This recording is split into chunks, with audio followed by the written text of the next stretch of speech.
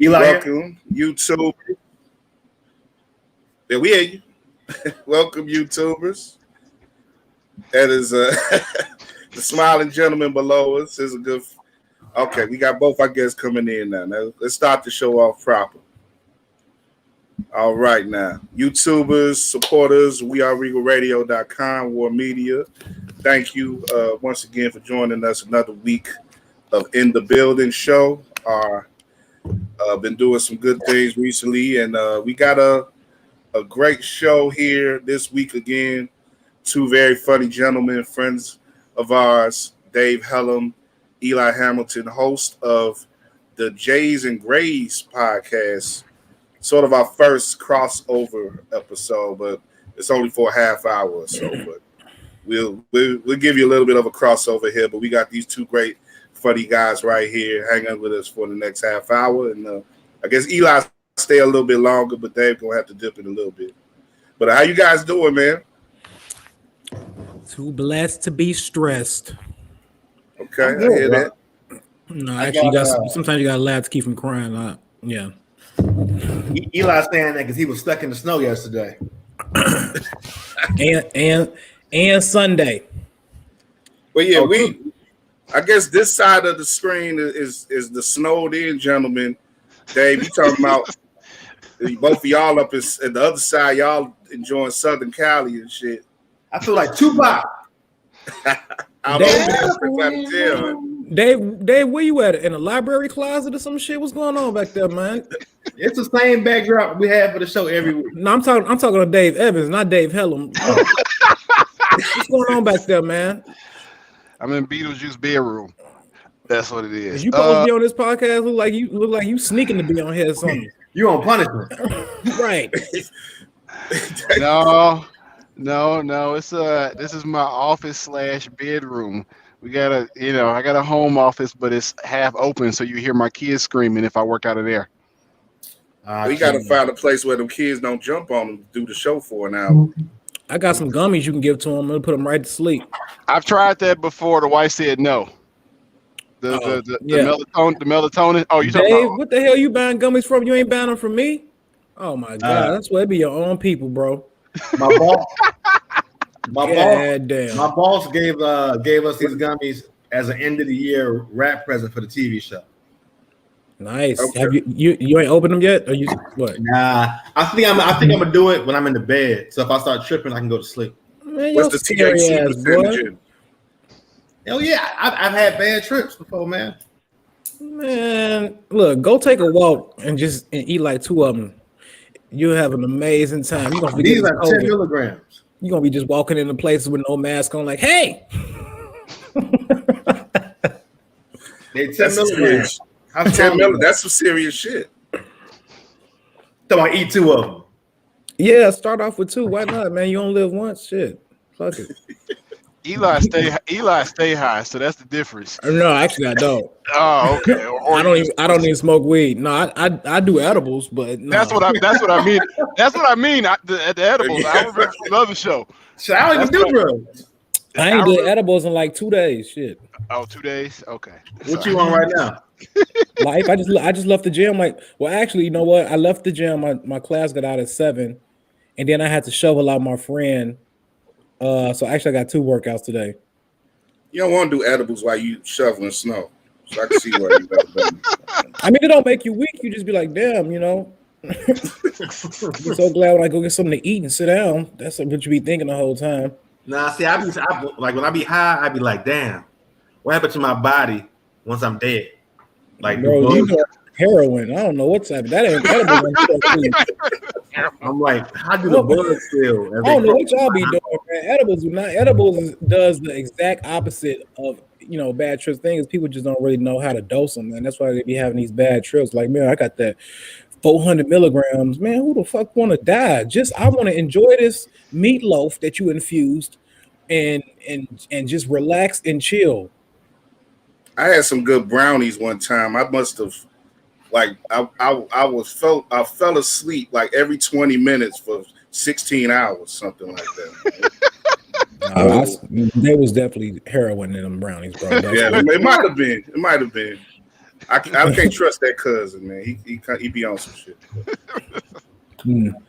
But how you guys doing, man? It's besides finding ways to intoxicate yourself, and Dave, I saw you.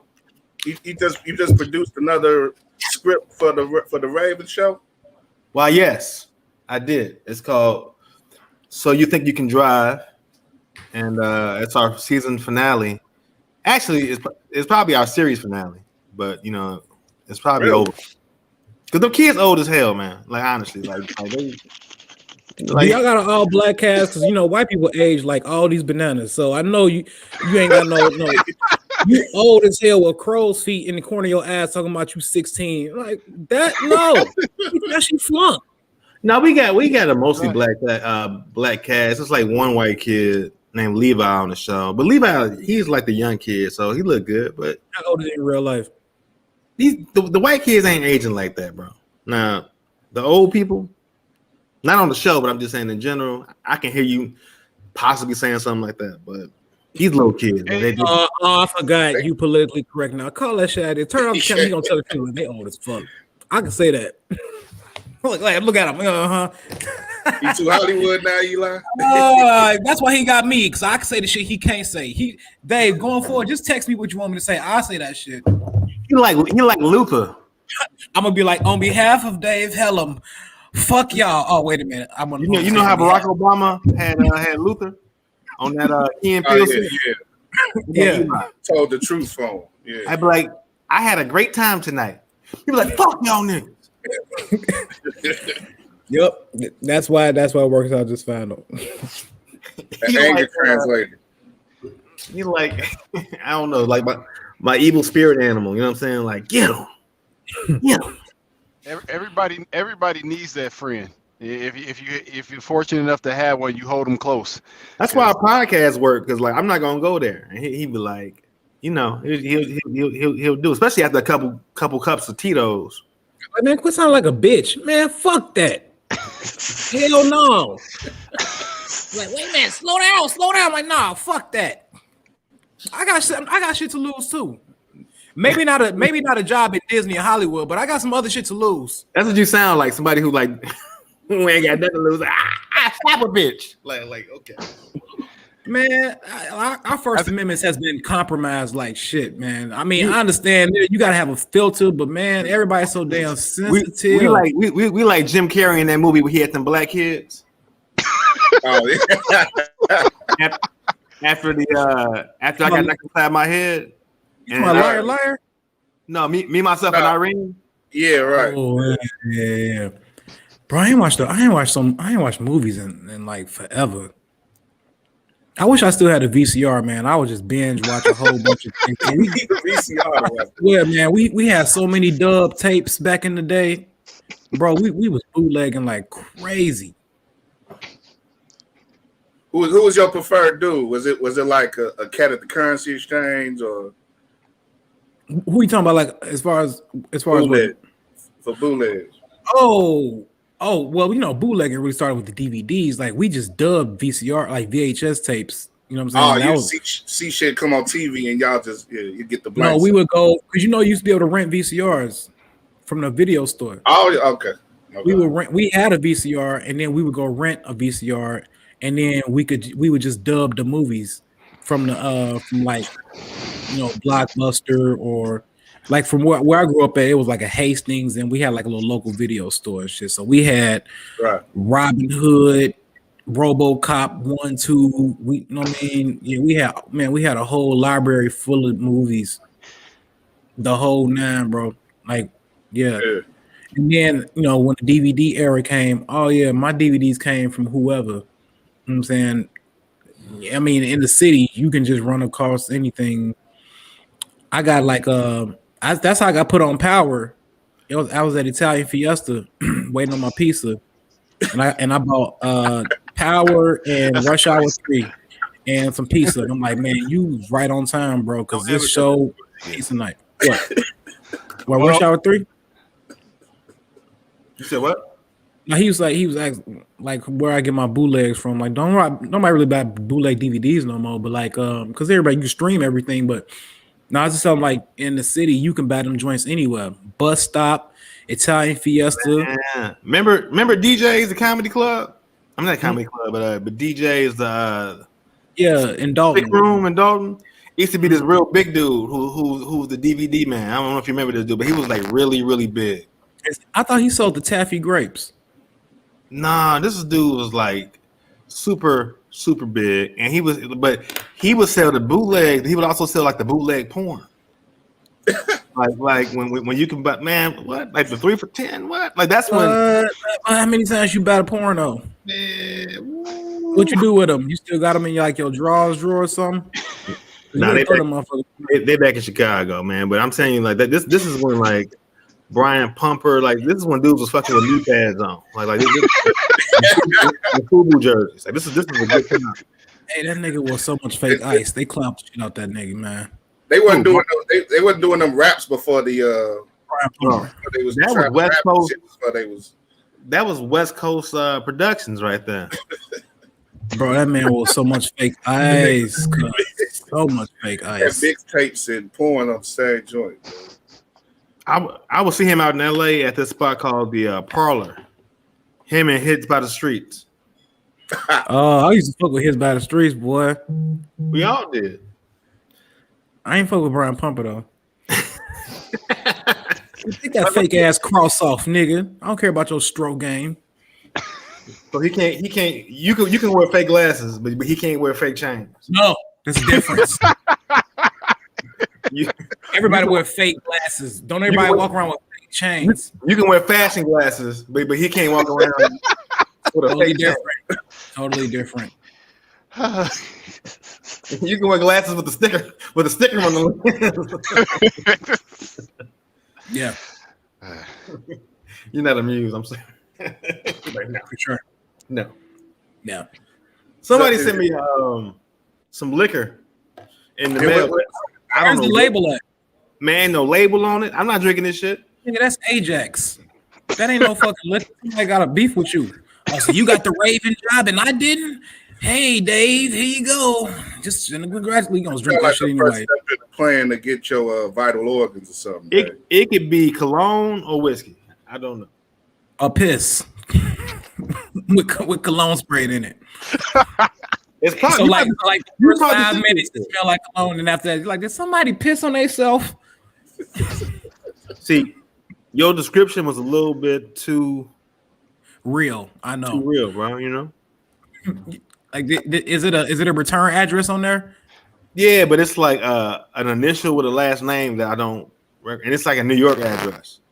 Nigga, that shit is like a Wendy's. You know what I'm saying? It's not a real address. I don't appreciate it. Anyway, how y'all doing? Yeah, man, we just hijack y'all show and shit, man. Like, do y'all even have questions for us?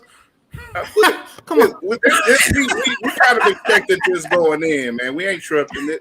We just glad to have y'all on, man. It's like I said, it's been a while since it's been a while since we got to build with y'all. This is the show in the building. We building with good friends and people we admire.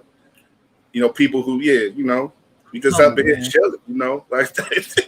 but nah, we like I said, we glad to have y'all on, man. We appreciate it, and I guess if anything, like while we still got both of y'all, if you want to just talk a little bit more about the show and what was y'all reasoning for getting starting the show up, and I know I've talked to a couple comedians since the pandemic has started, and I know it hasn't been easy for y'all, having this lack of stage time and lack of appearance time and being able to do the shit that y'all regularly used to do, and so.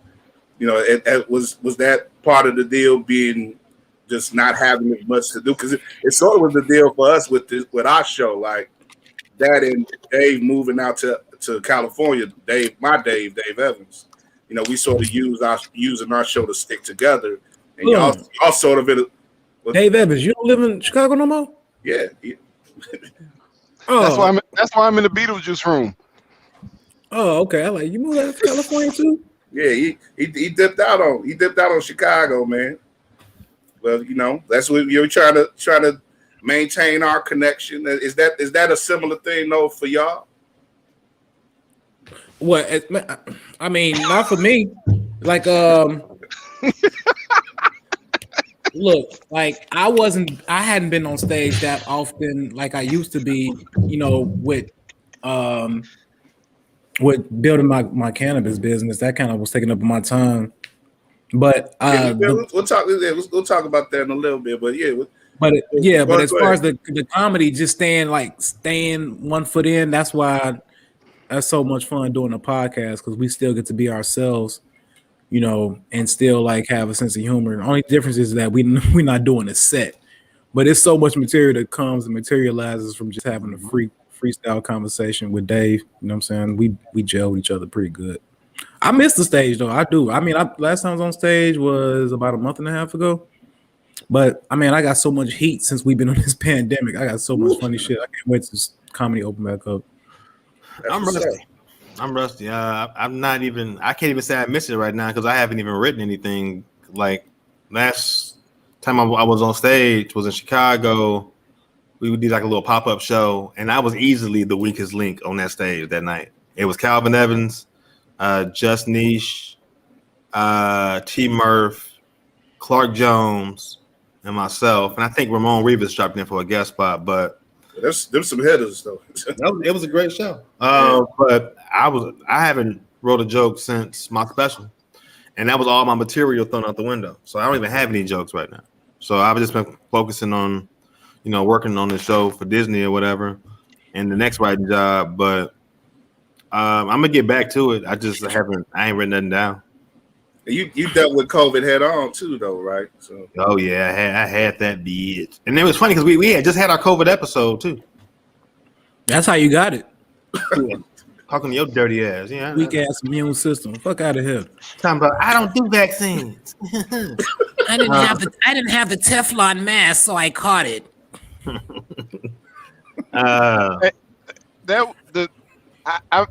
It's been a few weeks since I get a chance to catch your most recent show, but the one you guys did on the financial planning, that was a great show because it ended up meandering from that to like some wild. That's because they got horrible taste in shoes. That's all. It just ended up meandering to like some like structure. We talking about building black wealth and stocks and bonds and all that good shit with your man on the show. Each other. To roasting each other. It just. I mean, yeah, that's the direction. I'm guessing every episode devolves into a roasting session. That's what E-Dot wants, some wacky shit. He's like, no, man, I just be keeping it organic. You know, that's just what niggas do. They want to see my shoe collection. I really thought I was going to impress them, but then they start talking shit. I'm like, I couldn't take that. He pulled out a boot with fur on the inside. I was like, you know how many times I got hit on in that boot? That was in Boys Town. I got hit on nonetheless, but still. By who? Sasquatch? No, I was in Boys Town, but nonetheless, you know, I got hit on. Ooh, bitch, them boots is nice. Like, hold on. Oh, I'm sorry. Nice. I'm like, let me get up out of here. That might have been a Sasquatch. Yeah. Oh my gosh. That's the great thing that you guys show is like it ends up just being structured at some point and it just kind of like unfolding like a messy ass taco. And what do you think that common denominator is? Because I have an idea. But it's only two of y'all. So That cheap ass fucking Kambuka liquor you be drinking. I'm trying to say, he said that man, I swear that you think you be hot. This is some Kiyosara drink right here. Like, what is that? What's he going? To go get that bullshit he been drinking. it's like go pull out the stash. That bottle cost $14, bro. Get your ass out of here. This is the finest. This is made in the birthplace of Alexander Murray. Okay, distilled, matured, and bottled in Scotland. So that's straight from the white folks. That was Heineken. So is that supposed to be high end? Right. Every nigga I see today drink Uncle Nearest. I don't know if y'all fuck with that. Slave liquor. Yeah, I mean, no. What's that, rum? No, Uncle Nearest is he Slave was liquor. actually a spinoff from Jim not Jim Beam. Is it Jack Jim Beam? Daniels. I thought Daniels. Jack Jack Daniels. Daniels, yeah. Yeah. He actually came up with the ingredient for Jack Daniels, but Jack Daniels kind of gave him his own spinoff with the Uncle Nearest brand. I guess it kind of falls underneath that. You know, I guess it's like a sister company to Jack Daniels or whatever the brand is, but nah, yeah, you got to support the Uncle Nearest, man. You know what I'm saying? Niggas ain't drinking Uncle Nearest. Niggas is drinking Paul Masson, Whatever you got going on. J. Thomas. I said, internet niggas, I should say, because that's all I see. Miller High Life. Yeah, that's what I see Bud when I go outside. Yeah, definitely. Outside, where you live at? I'm by 55th in Michigan. Oh, okay, yeah. Oh, that's gonna be real nice soon. It's turning a little bit. Yeah. Mm-hmm. It's got a little work to do. Remember they had that club over there? They tried to put like a nightclub on like 51st. You talking about no, that was on Prairie. You talking about what's the name of that spot? It was on 51st or something though. Yeah, Oh yeah, I do know. I know. Oh, Swagger. Yeah. Swagger. Like They had the little outside patio with the fire pit outside. It was nice. It lasted for like 6 months, and then it did what it did in the neighborhood. It'd be so like I really have a soft spot like when they be like, man, you know, we're gonna change the community. We're gonna put this community garden and we're gonna have free hip-hop concerts for the kids in Inglewood. I'm like, oh, let me know how that goes. You don't believe in it? 3 months later. You surprised they still got that Whole Foods over there? Well, I mean, obviously, once they put the Whole Foods in there, that was just a preview. Like, just getting y'all niggas enough time, just know it's about to happen. Yeah, I used to do a bit about that. Like the Whole Foods, that's the only Whole Foods chain that got hot Cheetos made from organic sea salt, and they out of a lot of shit. Like the employees there, in order to work at like a Whole Foods, you gotta have some knowledge of some healthy foods. So when somebody say, "Hey, can you tell me where I can find like the paprika?" Like, what's that? Okay, You don't know. How about the what's that water everybody drinking now? The alkaline water. Alkaline water. What's that? Battery water. You talking about the batteries? That's behind the counter. Like, no, never mind. Stay woke. All right, y'all. I got to dip in a little bit, man. I'm sorry I couldn't stay on longer, and I'm sorry I couldn't find the email to get on here earlier. But that's not y'all fault. I'm like, these niggas ain't nothing. Goddamn in the building. Dave, what you about to go do some mixing and scratching? You said what? You about to go DJ or something? I'm about to go do Tahir's podcast. Okay. Zooming with the homies on whatever on YouTube. That's why you got your bebop gear on. I see you. I see you, player. I see you. We gonna dip off. You look like a we Ninja Turtle. appreciate you coming through though, Dave, man. You said what? We appreciate you coming through though, man. We got to find out a time to get you a little longer. I mean, yeah. Normally I'm free, but this Tuesday for whatever reason, I wasn't. But I would love to come back. Bring Eli back too, so I can roast his ass. Looking like you look like a Ninja Turtle. Woke up one morning and was like, "Oh shit!" Bro, look, man. I'm telling you, I'm on fire right now. You look like Raphael looked like if he was woke. Like you look like nigga. My Hinge inbox is on fire right now. You hear me? You look like you. Nah, man. I ain't got time. But all right, y'all. I got a dip. Thank y'all for having me on the show. Peace. All right, bro. All right. Check out J's and Graves. J's and Graves. Yeah, please check out J's and Graves. No doubt. You get. Yes. Sorry, we give you more time to plug later, Eli. But it's cool. Yeah. Feel free to say what you want about him behind his back. Nah, Dave, that's the homie, man. Good guy. Yeah, definitely. Good guy. But yeah, so I know this is something that Dave brought up when we was talking about getting you on the show before, your whole you're transitioning, not necessarily out of comedy, but just trying to do other things. It's a lot.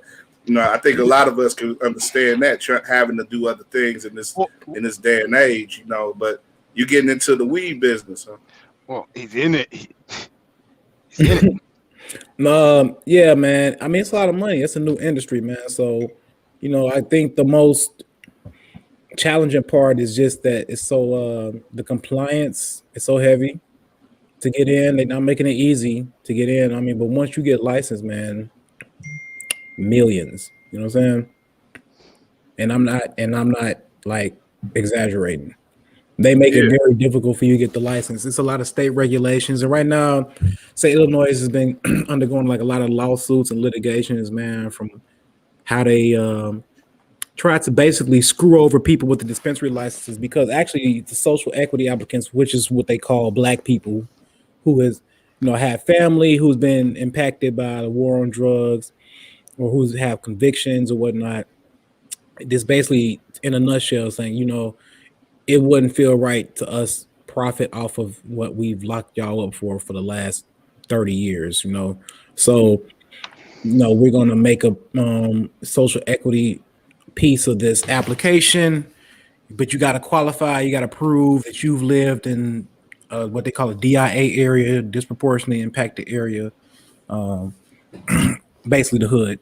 Or if you're going to have somebody who has a conviction, or if you've been convicted, yada, yada, yada. But nonetheless, it's it's a lot of money in the industry, man. And I'm a businessman. I'm also a visionary. So, yeah, man. Like, so right now, we applied for 3 of our licenses, which was that's an accomplishment in itself, because it's the hardest thing I've ever had to do professionally. And like, building a team, finding the resources to get certain exhibits done,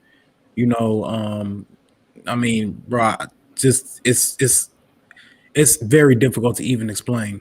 But we just in bootstrapping, we spent thousands and thousands of dollars just getting the application submitted. And everybody still won't get in. They won't get in, but the connections we've had to make, you got to learn how to actually build capital, how to write a pro forma. You got to hire people to do that. You got to find somebody who know how to do that.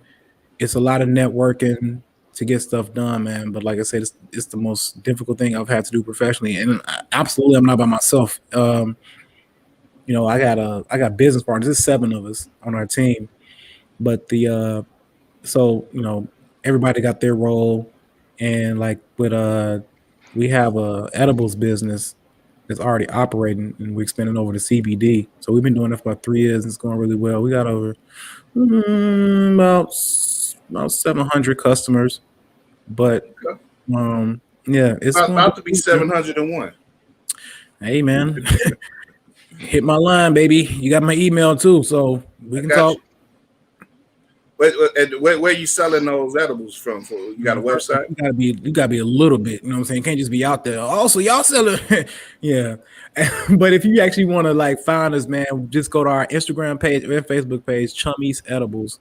It'll pop right up, our logo, But really with edibles, man, it comes responsibility, man. A lot of people out here just putting stuff in a Ziploc bag and like, yo, it's 500 milligrams. It's gonna get you crazy high. Like, but you'd be surprised, man. It's becoming a lot more destigmatized. So you have, people in high executive positions, politicians, doctors, soccer moms, whoever, older people, they like edibles, mostly gummies and some of the beverages, but you just really got to find your lane and perfect it, man. You know what I'm saying? Packaging is important. You know what I'm saying? The presentation, the whole business model got to be set up, man. We take it serious. We run like a real business. I mean, it is a real business, but we licensed. It's not licensed. I'm sorry.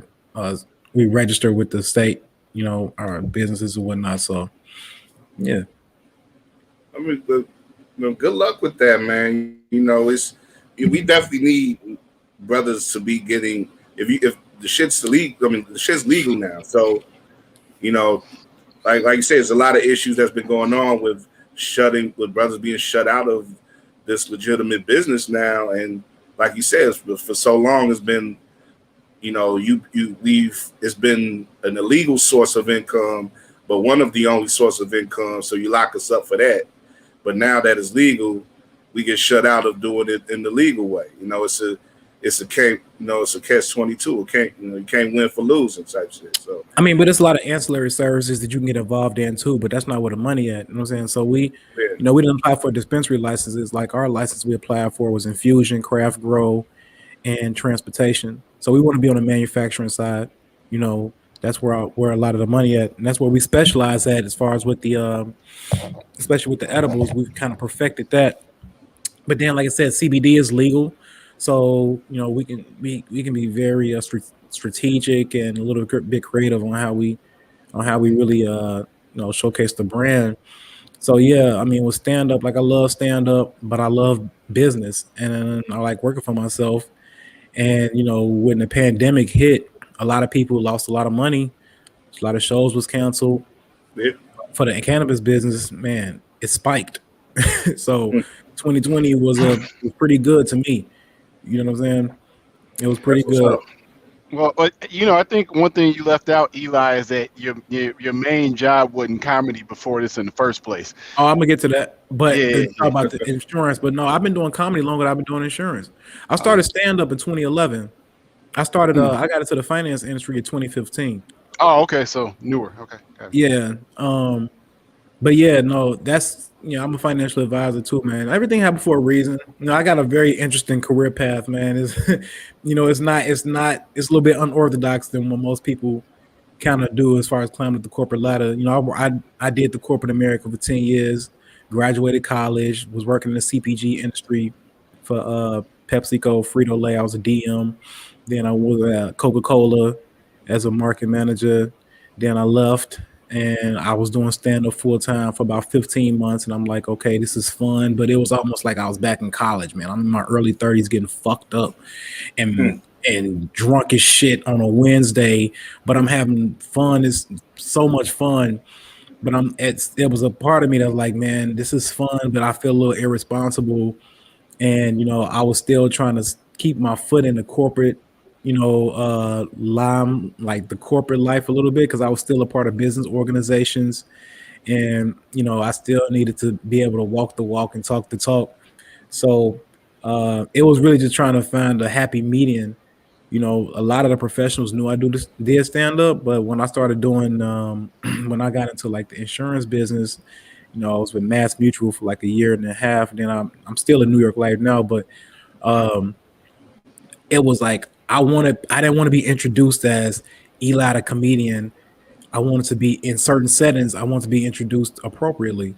This is Elijah Hamilton. He's an advisor. He, and yeah, I have my whole 30-second pitch, and then when I'm in the comedic settings, yeah, then you're like, yo, this is Eli. He He run this show here. You see him here. Oh yeah, I know you. Yeah, you funny. Blah blah blah blah. That was cool. And then it just kind of goes hand in hand as far as the marketing. That's why I have so many different social media platforms. So my Instagram platform, which just recently got taken down for no fucking reason, and I'm pissed off about that. I saw that when I looked you up on IG. Yeah, man, for no reason, bro. And they talking about all the money I done spent with them boosting posts. Like you just gonna put me out of business for no reason and then give me my money back. Like I'm dead ass about to file a complaint. Like somebody gonna hear me. Like that was years of building, and I didn't post nothing, homophobic, xenophobic, racial, whatever. Like it's just a comedy page, and they ain't even know whatever. I didn't do shit. So why y'all take my page? You could put some titties up on there like Boosie did. Nah, bro, I don't even post shit like that. You know what I'm saying? Like, I'm saying you could. If you could got your money's worth, they's gonna kick you off. Yeah, I'm just pissed off, man. But I got that, and then a LinkedIn profile is strictly professional, and then my Facebook is kind of like PG-13. You know what I'm saying? Because I got family members on there, professionals on there, fans on there, strangers. I don't even know how they know me on there, but so I don't get too. I just raunchy ain't really my style, no way. But you just gotta like switch it up though. So man, I wear a few different hats, man. You mentioned like people following you online who you have no idea, but you know, I would think that probably a lot of it comes from the comedy. Have you ever been in a situation or sort of found yourself with somebody knowing you that you just from your comedy or from from whatever that your podcasting or whatever that you just like wow, it just blew your mind. Like it didn't blow my mind, man. I know. Or just I'm was weird. not even saying like I'm locally famous or nothing like that, but I know a lot of people and a lot of people know me. Probably more people know me than I know them. But I've definitely had that happen. Somebody, I think the most flattered I was when I was at a club and this chick came up to me and she told me like, oh, I saw you, you funny, and she told me one of my jokes and recited it back to me. I'm like, damn, okay, that was pretty dope.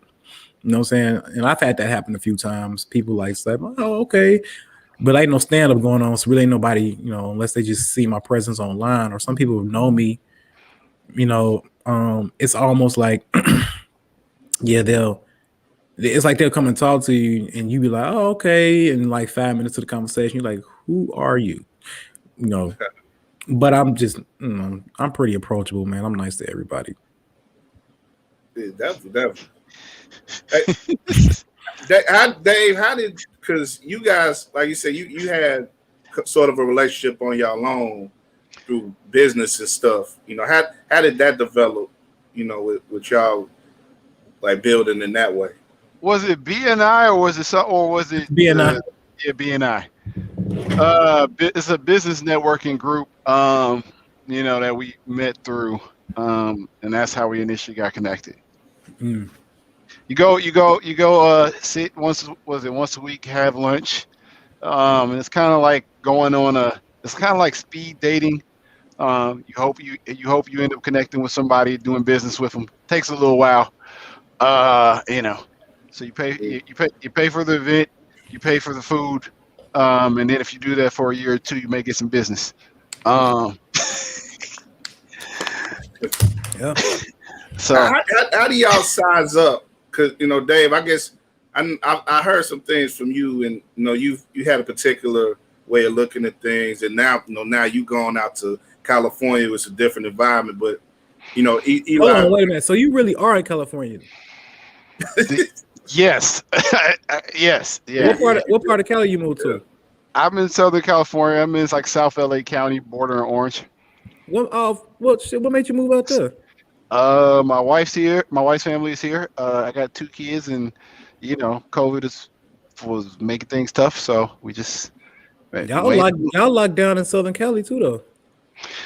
Yeah, but it's easier. It's a lot easier. I'm not. Sorry. I can go outside without snow. But anyway. Are you growing the real estate out there? Yeah, I mean I'm licensed here. I'm licensed here. I'm trying to work I've been licensed here for about going almost 4 months now. Oh, man, congratulations! I didn't know you made that move, man. Sorry, yeah. I think the only times we've probably seen it was through Jays and Grays, and I'm just a viewer on the show. The person you ain't missing shit here, but snow and carjacking. So, congratulations for getting out. They got somebody on my block. They got a police officer on my old block. Right, I did see that on Oakenwall. Yeah. It's wild. It's like 200 something carjackings in January alone. Yeah, they wild out here, bro. Eli, you got a comment? Yeah. I got the ones they want. I got a Grand Cherokee. Shit, yeah. I stay in my rear view. Right. I probably keep my eyes in my rear view and side view more than I do on the windshield. I think a Grand Cherokee, wasn't that the one that they jumped out on, the fireman? Then he had one of those? He had a brand new. But he wasn't even at the car yet. He was walking to the car. Mm-hmm. And they jumped down on him. You know what I'm saying? But I don't know. Like, that was kind of strange. I mean, what if he would have been walking to like a Buick LeSabre? You know what I'm saying? Or whatever. But yeah, that was unfortunate, man. I have one of the buddies that I work out with. That was his uncle that was pretty close. Oh, wow. Yeah, that shit really be pissing you off, man. It's like, man, these young motherfuckers like just stupid. But It's a little It's a little nerve wracking, man. It's a little nerve wracking. You just got to really be on point at all times, and yeah, that's why a lot of people leave the city after a while. Like it was fun and games. I first moved here in 2008, just partying, going out clubbing. It was like I'm getting a little older now. I don't go out as much. Ain't nobody going out right now, but you know what I'm saying? Just like, man, I just want to be peace and be in peace. I don't want to have to be dealing with that shit. So I see how people when they get older, and especially when they get families and kids, they say, "Fuck this." They leave the city. They either go to the burbs, and depending on which suburb you go to, shit, still rough out there. Yeah. So you're not a native of the city originally? Nah, man. I grew up in a small town. I'm like from Southern Illinois, so like a little country town, man. But my family from here. My parents were born and raised there, so we was back and forth all our life. So when I moved up here in 08, I kind of just fit right in because like I had been coming up here. I had friends here from school. I had family here, cousins. So I came here like I had been living here for years, just started kicking it. Right. Okay. That I was kind of going to get into that. We had to explain again that Dave actually is in California now, but I don't know, Dave. Maybe you could start off with that. Like, how have you sort of been as sort of like a business in as far as business goes, and how maybe open or flexible things, your ability to move around in Cali, like how do you compare that to Chicago? I wish I did it years ago, and I keep it real. I love home. I mean, Chicago's a very small town comparatively to where I'm at. I've made as many connections here in the last, not even 6 months, but probably like 4 months as I've made. It took me 5 or 6 years in Chicago. So yeah, I mean, it's there's no comparison. I mean, you got to do the work wherever you're at. But yeah, I'd like to be here. Chicago's a small place. I love home. But from a business standpoint, it sucked. Yeah, I mean, so it is. Yeah, there's pros and cons to living in the city, man. Chicago isn't, it's not like a mecca for, black professionals like a DC or an Atlanta or Houston or even a Charlotte. You know what I'm saying? You think we behind Houston and Charlotte at this point? Yeah, black professionals. Yep. Charlotte, definitely. Yeah. Sorry. Yeah, I mean, the thing is, we don't really have.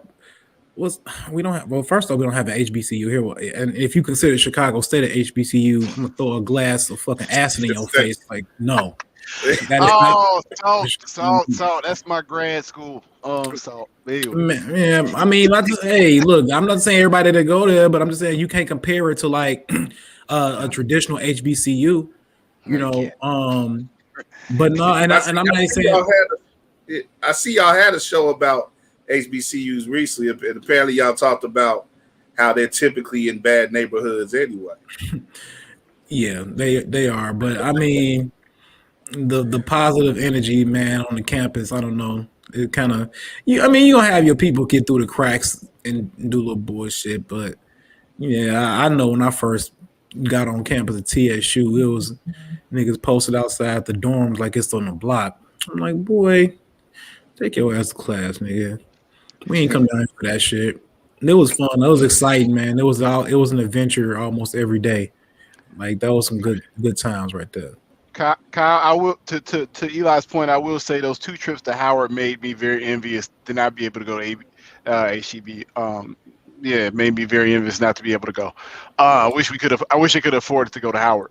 So you gotta attend an HBCU to even say it. He can't even say it. He don't have that HBCU lingo tongue. He like HCB. I said, never man. I would have kind of went to the black people one. No roll up the tub.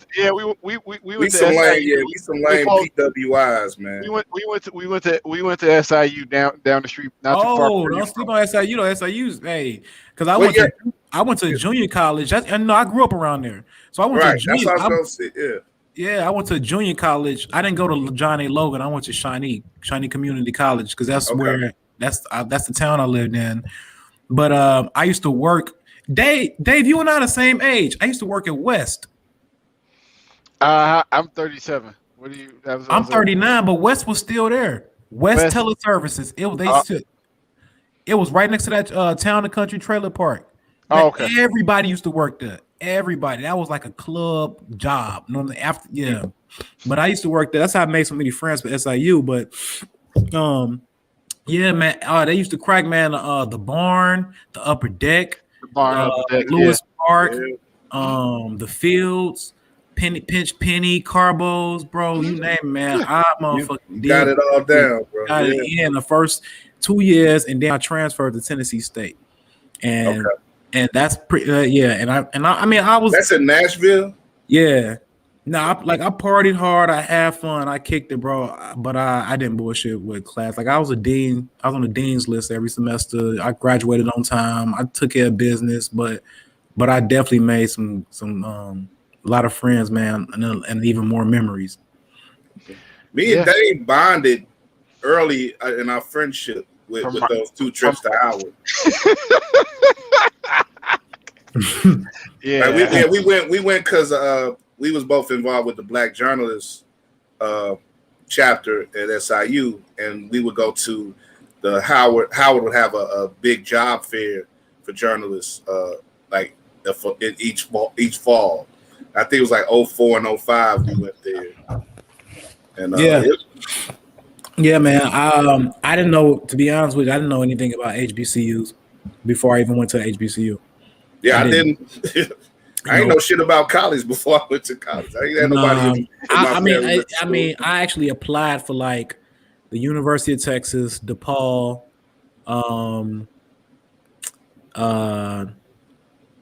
I can't even remember the other schools I applied for, but I just went on a college tour.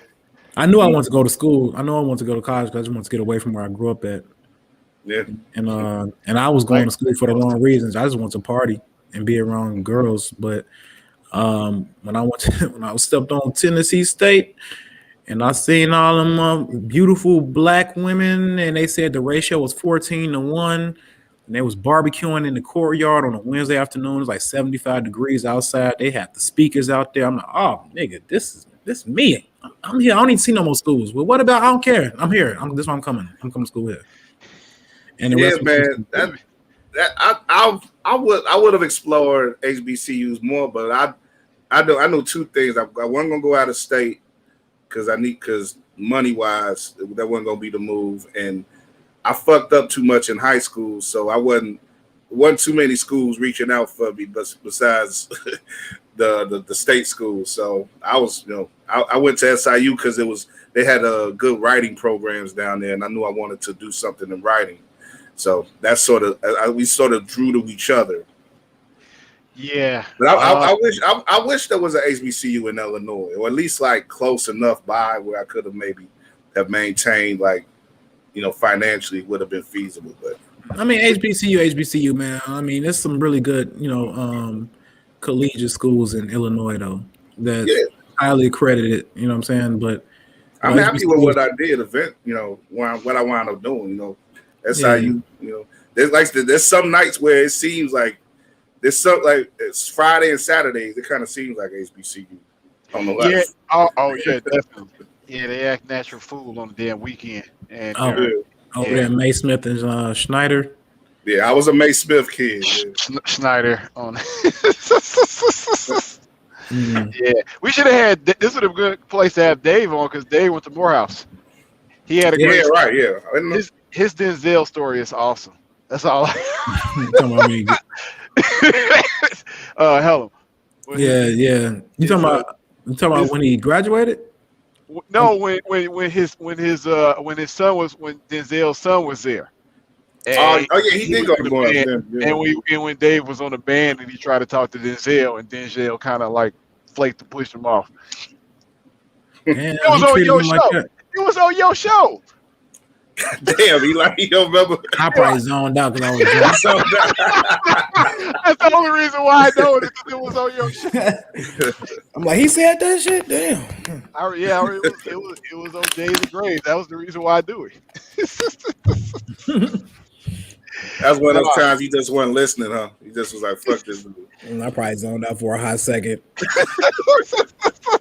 I I, was a little lit that show.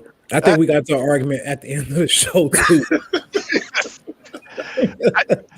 that's like Dave's greatest skill as a comedian is just being self-deprecatory. Like that's his greatest skill. Like nobody, like he's I don't know, he's kind of like Rodney Dangerfield, Black Rodney Dangerfield in that sense, where he's really good at No respect. talking shit about, like making himself seem crestfallen to talk shit about himself. But that age, yeah, it would have been good to have him on the call to talk about Morehouse. But yeah, when you come back on the show, you gotta remind us of that, Steve. I want to hear that story. Yeah, no, that and the transition towards teaching, it's really that's something that resonated with me about Dave too. Is that was my journey to going to Chicago State for grad school, and it was backwards because they make you do all your education up front, put you in a classroom at the end of the program. After 4 or 5 years, they stick you in Corliss and say, "Have at it." I was like, "Fuck this." They had been on probation since I had graduated from like high school, and this was like 2014. And I was just like, man. "Oh, I think they just stuck you at the wrong school, man. Oh no, they do that intentionally, and they like, where you gonna be put when you through graduate. the fire.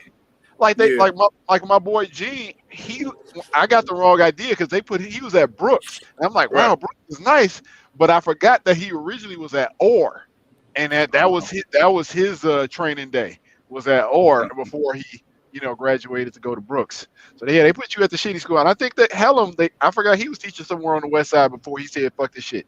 And, and so that's he got on them Vice Lord jokes. So so they always put you in the bad school. Like you do all this education, you do all this training. Like I could have been in law school twice for as much time as I spent in Chicago State.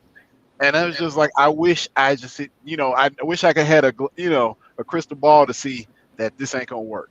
I'm thinking I'm going to a prep school and be able to teach there. I was like, and now they're gonna throw your ass in a lion pit. Wherever first, and then you got to work your way up, get the seniority to go somewhere else. Good. Eli, you got any opinion on this ongoing shit with the city schools and the union and everything, man? I'm not that well versed or actually knowledgeable about it, but I know that from what I believe I understand is that they trying to make them the teachers go back to school, go inside the actual schools, and they are still saying it's not safe. So I did see something where the mayor said that if they don't go back, that what did they gonna lose? They gonna lose their job or something like that. Am I correct? I think that was a good chance that they would have struck. They would have had a strike on Monday, and I think they just avoided that. And like today and tomorrow are sort of like these bridge days where they're negotiating.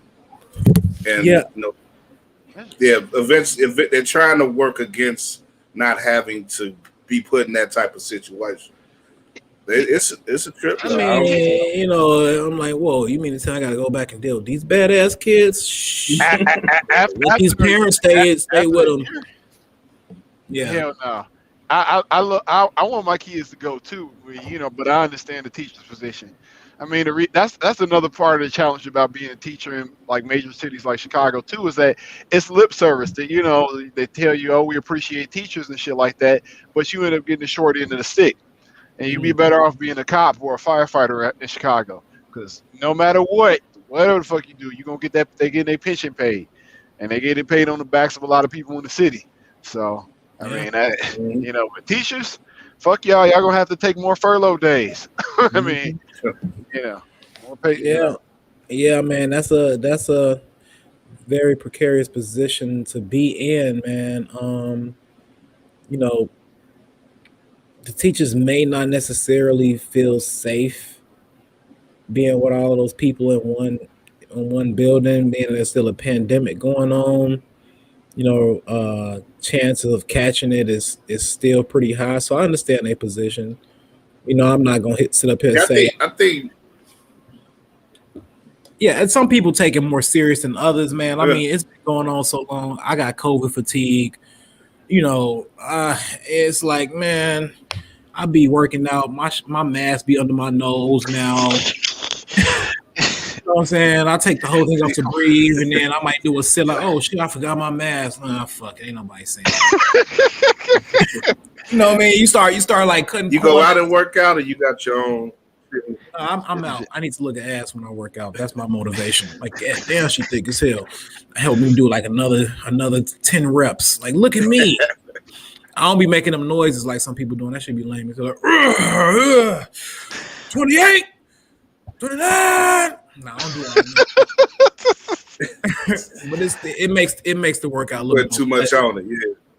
Yeah, it makes the workout a little bit more pleasant though. But no, I enjoy working out. But no, I mean, I'm responsible, man. I'm fortunate enough to haven't had caught it. You know what I'm saying? No one like, no family members has caught it.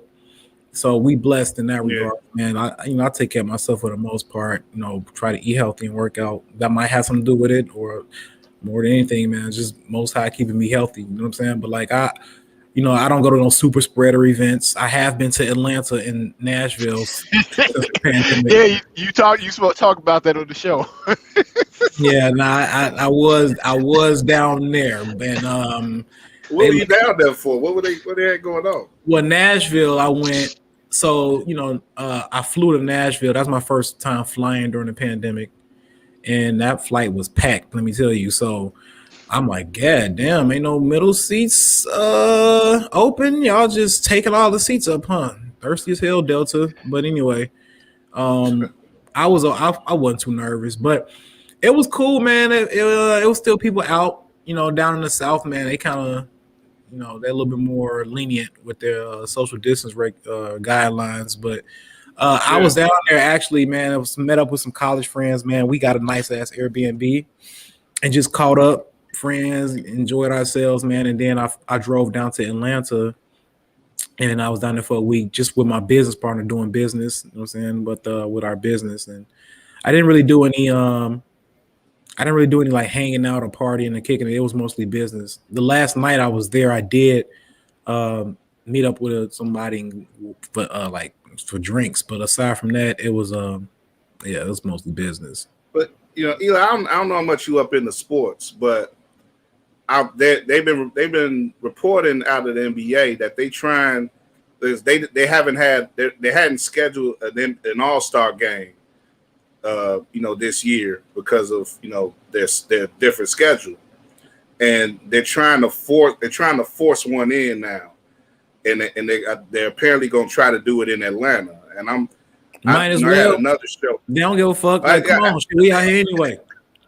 Right. That's what I said. Like I got another show. We was talking about this last week. I was like, man, I don't know. That may be some shit that start off the zombie apocalypse, man. Man, you talk about a super spreader event. They herd immunity down there, bro. Like they out there. You know what I'm saying? Like what's about 100,000 more people? It ain't shit. Like you know what I'm saying? They ain't worried about that COVID. You know how black folks are with All-Star games. We just had one last year here, They're gonna be coming in from everywhere. And bringing it back. I personally don't think they should. I don't think they should do it. I mean, if they really trying to like curb this virus and get back to normal, try to keep those events down. Like that's like holding the Olympics. And all the people from different countries is coming. Like, just know it's cool. Like we made it through 1 year. We going on 12 months now with this shit, man. And it's like I said, it's fatigue, man. People, the small business has been hurting the most. You know what I mean? Economically, a lot of people been out of work. So like, we can hold off on that pleasure, man. Sports is a luxury, but it's not a necessity. You know what I'm saying? So let that shit sit for a year, man. Like, just play that shit. If you're gonna play it in a bubble, we can watch it on TV. You know what I'm saying? But no, I wouldn't host that shit. And if the mayor, which I believe is Keisha Bottoms down in Atlanta, if she allows that, man, and shame on her. Like, shame on her, she let that shit ride.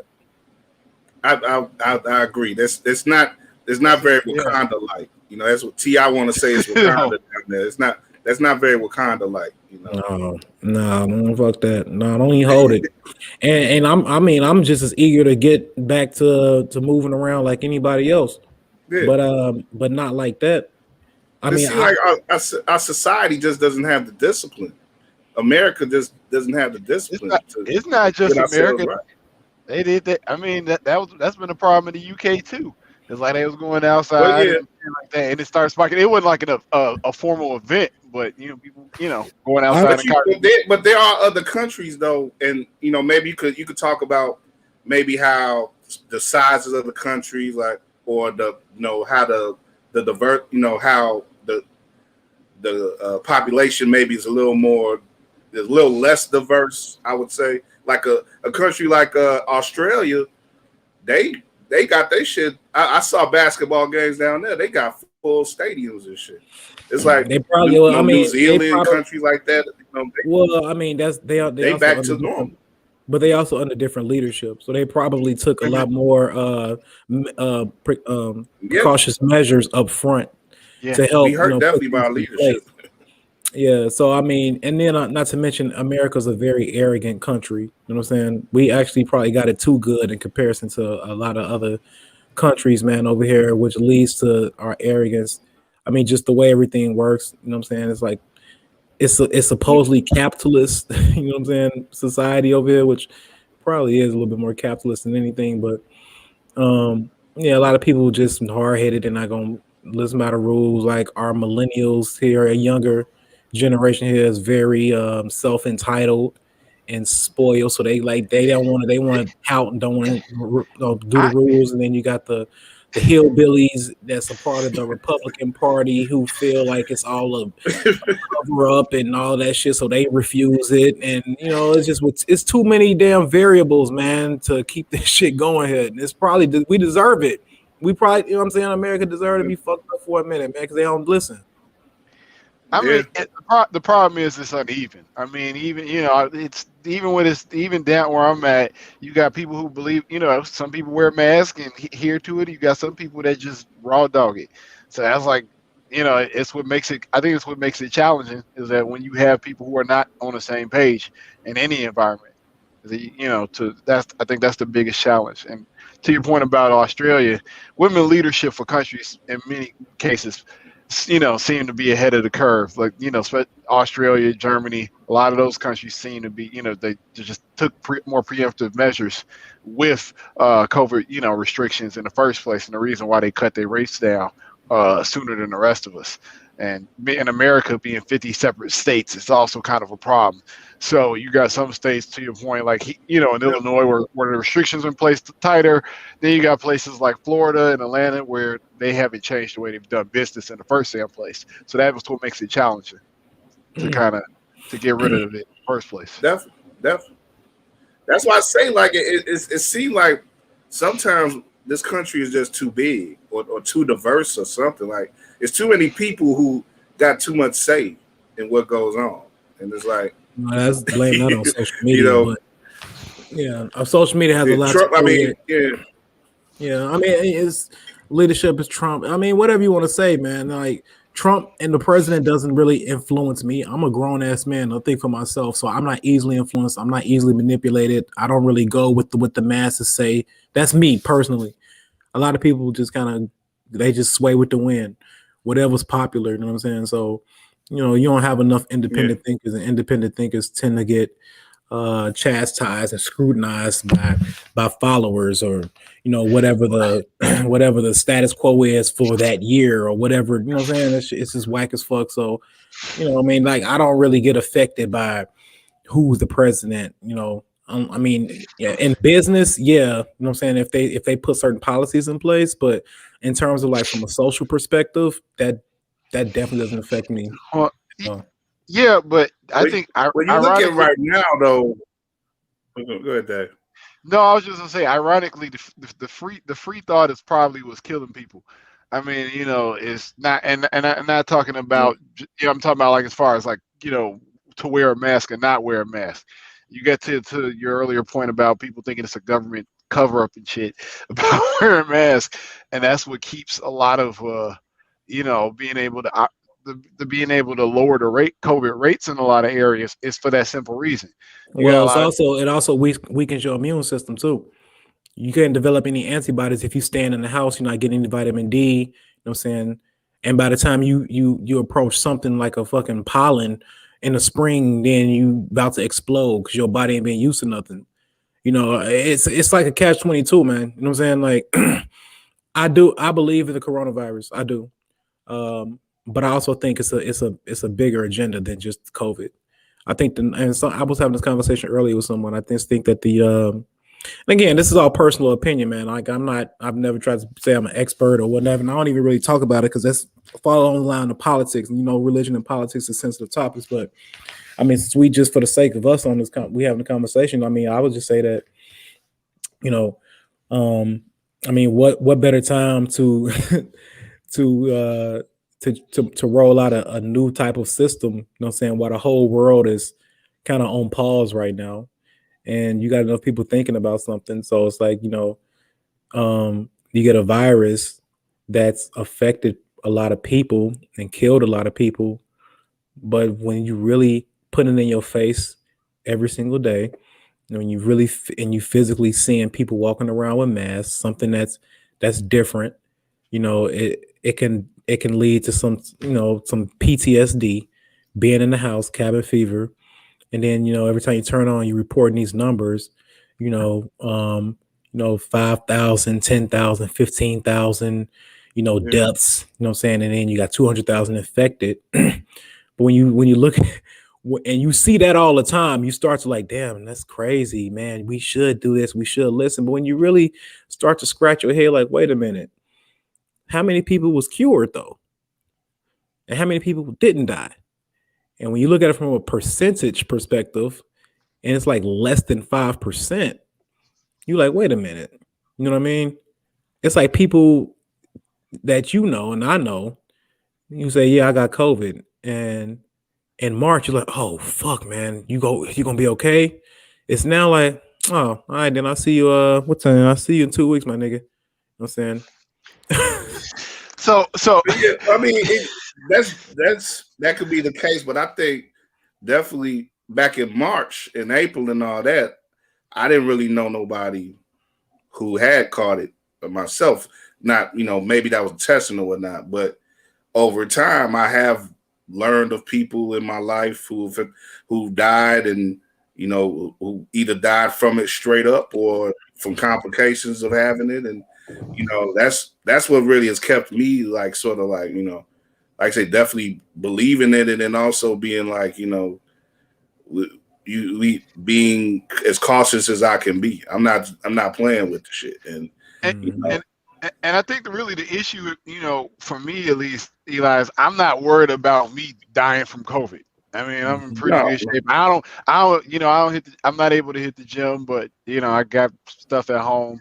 I get a weekly bike ride, all that good stuff. But I'm worried about putting the people that are important to me at risk, and that's what it is. And that's what it comes down to. Is like people who are older, people who are immune compromised. And if you don't live around them, that's a different convo. But for me, that's been a challenge. And like, I can't even work from my office because it's a whole bunch of young dudes, and they don't believe in wearing a mask. And I'm like, I can't go home and end up giving my wife, my in-laws, somebody something, risking it. Even because it doesn't always show up as a symptom. You don't have to get physically sick for you to have it, and then even more give it to somebody else. And I think for me, that's the thing. That's the insidiousness of the disease, is being able to be asymptomatic and still pass it on somebody else. It's not about me just getting sick, and then that's and fucking me up. Where's the concern? It's about me passing on somebody else and me not even knowing I have it. Yeah. No. I mean, you definitely got to be, cautious, with it. But like I said, man, blaming on the COVID fatigue, I guess. But like I said, it's really just. I mean, you still have a level of responsibility. And I run a business, so I don't really. I'm not even gonna say luxury because who wants to fucking sit in the house all day? So I still got to be out and about. But again, like I keep my mask on me. I keep mask in the truck. I keep mask in the house.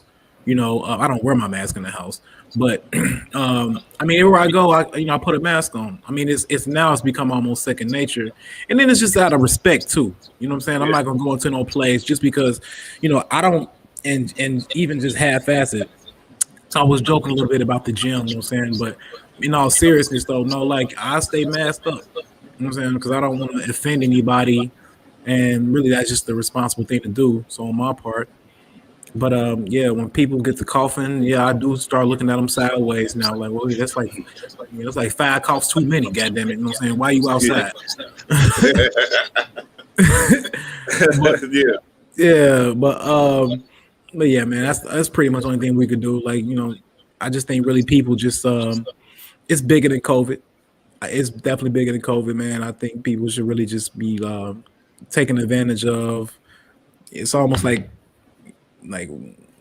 everybody kind of hit the reset at the same time. You know what I'm saying? So like, what are you doing to capitalize on this? But see, I'll say this though, in regards to people being opportunistic, in regards to the way that society is changing, like it's so many commercial campaigns and companies that I've seen, like sort of notice the way that they've adjusted to life as it's been since last spring in regards. And a lot of it has to do with masks and stuff, like people who advertise certain mask products or masks themselves. And you just think about who is making money in this society right now, and who's being able to, like I see like a product that it extends. It's like a little turtle thing you put inside the mask, and it helps extend the mask. It keeps it. You know how a mask can just fit you so tight on your mouth and it makes it hard to breathe, makes it uncomfortable. Like they got a product now where you put like a plastic thing under the mask and it extends the mask out, and it says it makes it easier for you to breathe in it. So I see some shit like that, and it's like, well, it seems like that's the type of product that somebody may have thought of ahead of time, like somebody had some insider trading information or something. It's like, no, I mean, I think people just been very innovative, man, during this time. I mean, I'm sort of joking, like being like I'm still being facetious in a way where it's like, but I don't think you should play down. There's definitely innovation involved, but I don't think you should downplay the ability for some people out there to be able to foresee things and to be like, okay, this is how we're going to adjust our market, and this is how we're going to adjust our marketing and our ability to like say to make profits in these harrowing times. There's people who do that, who are they made their bones doing that. Oh yeah, I mean that's what business is. Shit, I'm sure Eli can speak to it.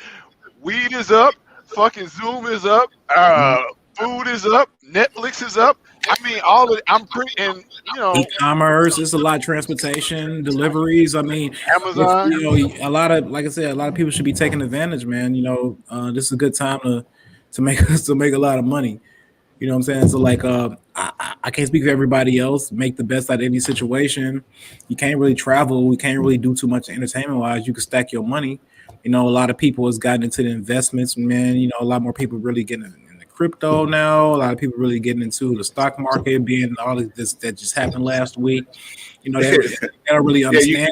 You got any takes on that? Yeah, a lot of people jump on something that they don't understand. But I mean, at least they're not. Hey, man, I love it. I love it. People just, But it's like I love it because I see people that's really starting to gravitate and trying to understand more about money. But now you got a lot of people who don't know what the fuck they talking about, trying to give advice and shame people for not doing something. And again, I don't go with the mass. I go against the grain. And first and foremost, I would never take advice from just somebody on my timeline. If I had the time, they call it LLC Twitter. Yeah, if I had the time, I would scrub 50% of the people off my Facebook list. You know what I'm saying? Because they ain't talking about shit no way. But I really do, man. I just like shake my hand like y'all sound so stupid.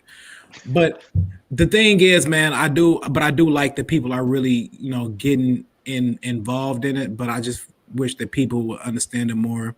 We live in a society of instant gratification, and people think that if they do something, they ought to get rich like that. And if anything, if people feel like they have figured out the Da Vinci Code and how to beat the stock market, and I can assure you that you're not smarter than the SEC. I promise you, you're not. That's not even smarter than the SEC, smarter than the hedge funds. And somebody had mentioned about that the other night. To your point, on I was watching PBS. That's always on in my house, and they were just talking about like if you think that like hedge funds make their money off of trading, so if you think they took an L just because game stocks, stock shot up, you're wrong. They were able to capitalize on it as well. So I mean, it's some people. It is some smart do-it-yourself investors that was in the part of that Reddit group, man. I watched one of them YouTube videos, man. It's some pretty intelligent people, man. That's not licensed. I'm not ever taking that away from them. I mean, I don't know that much about.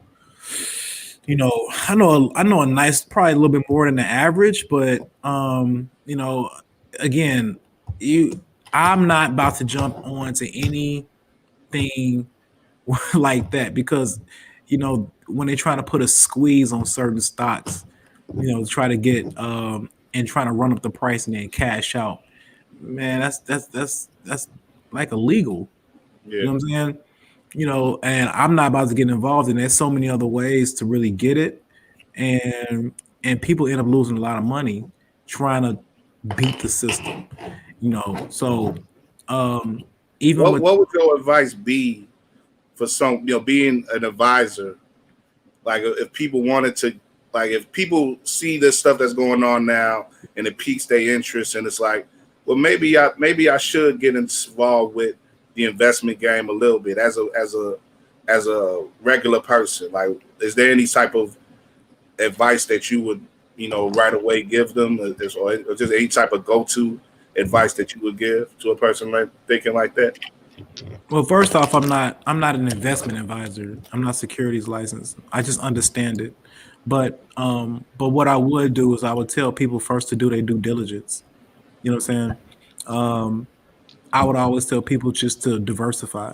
I can tell you that, and I put up a post on this last week that it's always good to diversify your funds. So, let's say if you got your 401k and you have your stocks and you have some mutual funds, and you have some children, you might have a Roth or whatever. But the commonality in those products is that they all tend off the stock market. So the stock market, being a correlated asset, if most of your portfolio is tied up into the stock market, when the stock market goes this way, so does your portfolio. When the stock market goes this way, so does your portfolio. We've been on a bull run, man, for a while. We due for a correction. So when a correction, that's when it goes into a bear market. It starts to decrease. It's gonna happen. That's what happened. But Bitcoin got all the way up to like 40-some thousand, and then like the next day plummeted. You know what I'm saying? Same thing with Dogecoin. You know what I mean? It's like you ride that wave. It's not going to be that hot. And the thing is, by the time most people catch on, they're not buying in the dip. They buying while it's up, which totally defeats the purpose of getting involved. It's really, and you cannot time the market. You can't time the market at all. It's kind of like a little bit of luck, but it's a lot of just being in the know and being in tune with what the markets is doing. You have to really understand these companies. This is not something like you can't just roll the dice on. You know what I'm saying? And it just depends on what type of investor. So what I would tell people, man, is diversify more than anything. You can diversify a few different things. I mean, the stock market is good. The younger you are, the better, because if you do take an L, you got enough time in life to make it back up. It's a term we use in the industry called sequence of returns, where the later on in life that you wait to start investing versus if you wouldn't do that and you was like 25 years old, you wait till like 35, 40, you know what I'm saying? That's 10 to 15 years of interest that you would never get back, that you've lost. You know what I'm saying? So that can be like $20,000, $30,000, $40,000 or more. You know what I'm saying? Because it's called compound interest. It compounds each year more and more and more. So you just missed out on, man, so much money, but better late than never, right? So Sure. that's why it's important to and it starts in the household, man, to teach financial literacy. A lot of Black people, especially, man, we kind of disregard that because we feel like we're not qualified to have that conversation, or we shouldn't have that conversation at the table. You know what I'm saying? They keep us dumbed down, but it's a little bit on ourselves. So just to get to your original question, man, I will just say, just to diversify, you got to have a foundation. It's a foundation to any financial plan is, again, life insurance. You know what I'm saying? It makes no sense for you to build all this money and then you get into a car accident on the way home and your wife got to go into your pension funds and got to go into like your investments, taking all of them penalties because it's before you 60 or 59 and a half, excuse me. And now the money that y'all was meant to retire on is being used to try to make up for the loss of that breadwinner. When if you had a simple life insurance policy, it could replace that person's income and some. You know what I'm saying? And you have a lot more options. So I say that's the foundation. From once you get that established, then if you got up you own a home, maybe try to start paying that off or get you a house, get yourself established. Then you want to start kind of getting your investments in order. You know what I'm saying? And that's sort of why I asked that question. Like, especially as Black folks, like it's so many of our, I think we probably can all cite people that we know in our life and our family who, got to a certain point in life and really just ended up with little to nothing to show for it because of lack of investments, lack of, being able to put anything aside, lack of, coverage for themselves and their families. Like it's like our wealth in general is such a wealth disparity still in this country. Like, but it doesn't have to be. It doesn't have to be. Yeah. I mean, it's so much information out there. You know what I'm saying? I mean, if we spend our time researching dumb shit to try to get ammunition on a celebrity, and did you know that he cheated on his wife 5 years ago with another woman and had a baby? Like, how the fuck you found all that shit out? Yeah. But at the same time, you ain't got your house in order. You know what I'm saying? So the information is out there. People spend so much time digging up dirt on people just to cancel them, and they shit is not in order. And that's like I'm saying, it's a waste of time. It's almost like it's a mental disorder. You know what I'm saying? So I really think that I hold people accountable, man. I don't play that whole, well, we had this excuses, man. Fuck that. The glass is half full in my eyes at all times. You know what I'm saying? You damn right we do have disparities, but so what? Nigga, I grew up in a motherfucking trailer with 6 people in them. I can't. That whole saying these motherfuckers saying that get on my nerve, got it out the mud. Literally, that's where I got it from. You know what I'm saying? Like, yeah, I didn't know nothing about college. I'm the first person in my family to graduate college. Like that stuff was not really taught. Continuing education. I don't even, as I just got in front of and changed my my circle and the people I was around, I actually listened and I wanted more out of life. I had no handouts, no alley oops, no boosts, none of that. You know what I'm saying? So now the information is more prevalent than ever to find. And then can't tell you how many people, people approach you like I'm an advisor or I'm doing a webinar here or I'm doing a networking event and invite them and they don't come or they don't follow up. And it's like, at what point is it your fucking fault? You know what I'm saying? At what point do you hold yourself accountable? So I don't want to keep, I don't want people get to talking that shit like, but you the main motherfucker. You the main motherfucker who like, oh, okay, yeah, we gonna talk. Man, get your ass out of here. I ain't trying to hear that shit. Eli brought a lot of this up on his show a couple weeks ago when when they were talking about financial literacy. I forgot, what was that, like 3 weeks ago? Yeah. Yeah. You who was I forgot your man's name. The guy Andre Senegal. Andre Senegal. Yeah. He was dropping some knowledge. Okay. Yeah. Okay. Yeah. I saw that description on Facebook. Are y'all primarily doing the show through Facebook? For now. I mean, we got a heavy platform But we are looking to. I mean, we have our episodes streamed on iTunes and Spotify now, but Oh, Okay. we actually we are just gonna choose a different landing platform eventually, and get it off of Facebook. That's not ideal. You know what I'm saying? Facebook is like a fucking Walmart. It got too much other shit. It's so saturated. it is. We probably Yeah. gonna end up taking it to YouTube because once you get some traction on YouTube, man, yeah, you doing something. What do you think about the whole? Because this is something that me and Dave sort of got into going months back. Like in particular, like when Joe Budden was breaking off with Spotify and everything, and like him and Charlemagne were going back and forth in public about the ways that black creatives can make money nowadays, and do you want to be an owner or do you want to be a well-paid employee? And I was wondering if you had any thoughts in that regard, in regards to the ways that creatives, in particular black creatives, the issues that we have to face nowadays in regards to maintaining our platforms and building on the things that we want to create online and be able to maintain those things without being exploited for the most part.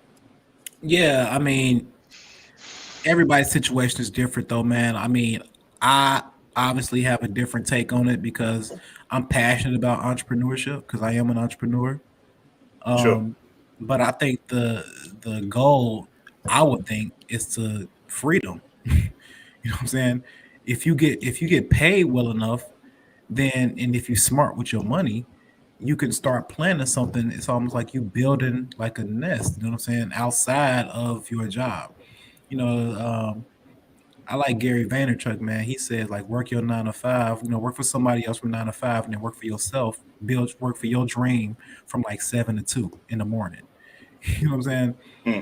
A lot of people just come home like, well, that's it. Come home, I'm about to chill, watch some TV, eat, play video games, and watch the game, and go to bed and do it again. And then on the weekends, I'm not working for myself. I'm trying to go to Applebee's, go out to drink, maybe go to church on Sunday, and Monday do it again. And they do this same cycle, bro, for years. Like, what the fuck? That's terrible. That's like a Truman Show rat race to me. Like, I can't even be with no chick that thinks like that. You ain't about to throw me in that motherfucker. Hell, I ain't about to do that shit. Fuck you talking about? No. Nah, bro. That shit, I feel like, man, I feel like I'm in prison. You know what I'm saying? Like the same old, same old. We take trips 2 or 3 times a year, and you know what I'm saying? No, so I think just to your original point,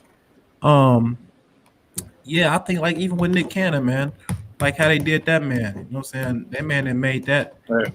That network millions and millions of dollars was wilding out. And as soon as he spoke his truth, they shut his ass up and threatened him. You know what I'm saying? I'm like, if anything, I'm like, man, fuck y'all. I'm rich as fuck. You know what I'm saying? I'll start my own shit, and speak my truth there. You can't take my money. I already got it. You know what I'm saying? What you gonna do? It's already invested. I got an offshores account here. I'm sure he does. But I got money here. I got some real estate here. I own 3 blocks in 3 different cities. You know what I'm saying? My money is residual. It's coming. I never be broke. So yeah, like what's more important? Me speaking the truth and enlightening my people, or getting this bag from y'all under y'all terms, under y'all agreements. I got to do this and say that. You know what I'm saying? But I'm not knocking nobody for how they get their money. But that's just my personal perspective. Yeah, I think it depends on really where you're at in your career too. I mean, because like you mentioned, Nick Cannon. I mean, Nick Cannon is 2 decades deep in his career. So I think it really depends on where you're at. So if you start in your career and you finally you get an opportunity to get the bag, then use that for a certain time. Use that to the time where you can become independent of that person or that company. I mean, so I think that's really something that you kind of have to add in there. So it really depends on where you're at. You have to be diplomatic, but when you get as big as he is, at some point, I mean, look what Dave Chappelle did. He walked away from Comedy Central. He walked away for $50 million. You know what I'm saying? Now, don't nobody own Dave Chappelle's rights. He owned all his shit. You know what I mean? Look what they did. Look how they did Michael Jackson. Look how they did Prince. You know what I'm saying? You know, Chris, look how much grief they give you. You want It's to hardships involved, though. You talk Yeah. about those 3 stories in particular. It's hardships that's involved. Yeah, look, I mean, when they give you a lot of shit when you want to buy back your music, your catalog. I mean, Chris Brown was able to do his. I mean, kudos to that brother. I mean, for him to do it so young. I mean, he's probably in his mid to late 30s now, but man, he owned the rights to his music. So that's a beautiful thing. That's a beautiful thing. You know, so that seems to be a necessity in music. Like why would you even go? Like at a certain point, you should have that ownership of your masters, either or else you're just like an indentured servant. Well, I mean, you got to start off somewhere, man. Unless you start off independent, you just get it takes a long. It just takes a long way to get traction, man. But I do respect a lot of independent artists. Some of my favorite artists is independent, man. Currency, one of my favorite artists, bro. Independent since day one. Yeah, got a cult following. You know what I'm saying? I fuck with Currency. I think he's a good model for that. If I'm not mistaken. But yeah. No, I think he put out like one album on Warner Brothers, but yeah, the rest of them have been independent. Wasn't say this is kind of slight, I guess, segue off the subject, but Charles Blow, formerly of the New York Times, had a real good, I guess, post out of his new book, The Devil You Know, that kind of talks to this, and he says like too many of the black elite get drafted in a white adjacent privilege, sucked into personal prosperity and personal comfort, blinded by the society of high glamour high society, and they become the new house Negroes, placated, passive. He said the more salient and successful you are, the more tightly moneyed establishment embraces you, and they cleave you from the plight of your people and been nice to you as an honorary member of theirs. It's easy to get lost in it, seduced by it, and convinced of it. And I don't think I think that speaks, volumes to God. I guess that struggle of being, at a certain level, but still being, I guess, beholden to someone higher up than yourself. Sure. I mean, I look at that from two different sides, man. I mean, it's easy to say that when you ain't in that position. You know what I'm saying? When you come from nothing and somebody's like, I'm gonna give you opportunity to make this amount of money. I mean, especially with athletes, shit. If I can, and it could happen. It's just really who you are, who you're surrounding yourself with, man. You got to stay grounded. Like you do got to stay grounded, man. It's important to never forget your roots. But once you get to a certain level, sometimes you got to separate to elevate. I wholeheartedly agree with that. And it is easy to lose yourself. But I don't give a fuck how much money you get. Honorary remember my ass, nigga. At some point, they're gonna show you still a nigga. Well, it depends on how much I think the caveat to that, it depends on how integrated you are in that lifestyle.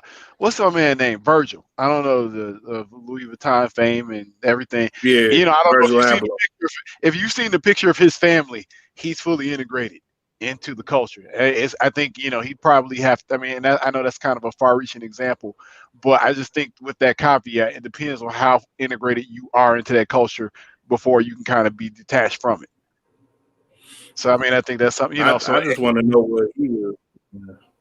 I just want to know what he was smoking when he came with that Skyline jacket that got the Chicago skyline. Now, who are we talking about now? Virgil. Virgil Abloh. Abloh, yeah. No, I mean at this, man. Get your money, man. Get your money, and you don't really you don't owe anybody anything either, though. I mean, it's gonna be so many people like, yeah, brother, you should be doing this, and you should motherfucker have worked your ass off like me. How about that? You know what I'm saying? But my thing is like, man, look, as an independent individual, at the end of the day, I am an individual. You know what I'm saying? And yeah, I have a bigger platform, but I don't have to do shit. No. At the end, I don't. And the thing is, it's like me. I mean, yeah, I would like to look at some people like, man, it would be nice if they did, but I'm not holding no stamp, no candle to anybody because, I'm not waiting on nobody to save me either. No. You know what I'm saying? Some people will, some people won't. No. That's not.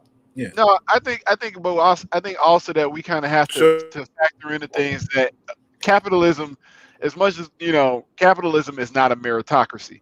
And I think that's also one of the falsehoods of America is that if we are, I mean, there are plenty of people. I mean, there are plenty, and we can use a gym analogy, and where it may be easier for you to put on muscle than me. Mhm. I mean, like we both bust our ass the same. We both do the same amount of reps in the gym, but you put on muscle a lot easier than I do. I think that's the best way to kind of explain it. Like capitalism is not a meritocracy. I mean, But it's but if we talking about in the sense of gaining, financial some financial wealth or gain some generational wealth, I mean, there's more than one way to do it than just well, entertainment and sports. it is. And there's more than one way to build a platform too. You could just one way maybe get you there quicker, but there's still other ways to do it, and you can still impact your community, different ways, man. It's people that's probably got more. It's a lot of people that got a lot of respect in their community than some famous people do. They do get detached. Well, yeah, but what I mean is that whatever industry you're in, yeah, it's more ways than one to get to money. But what I mean is that even in those respective industries, as I said, the escalator is not at the same speed for everybody, and I think that's something that we don't. And I mean, especially coming, and I think that creates like a false, to a certain extent, depending on what industry you're in, it can create a false narrative.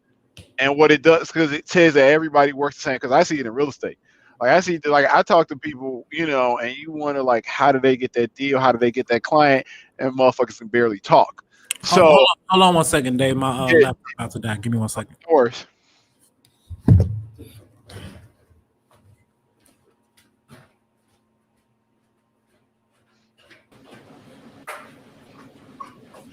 Okay.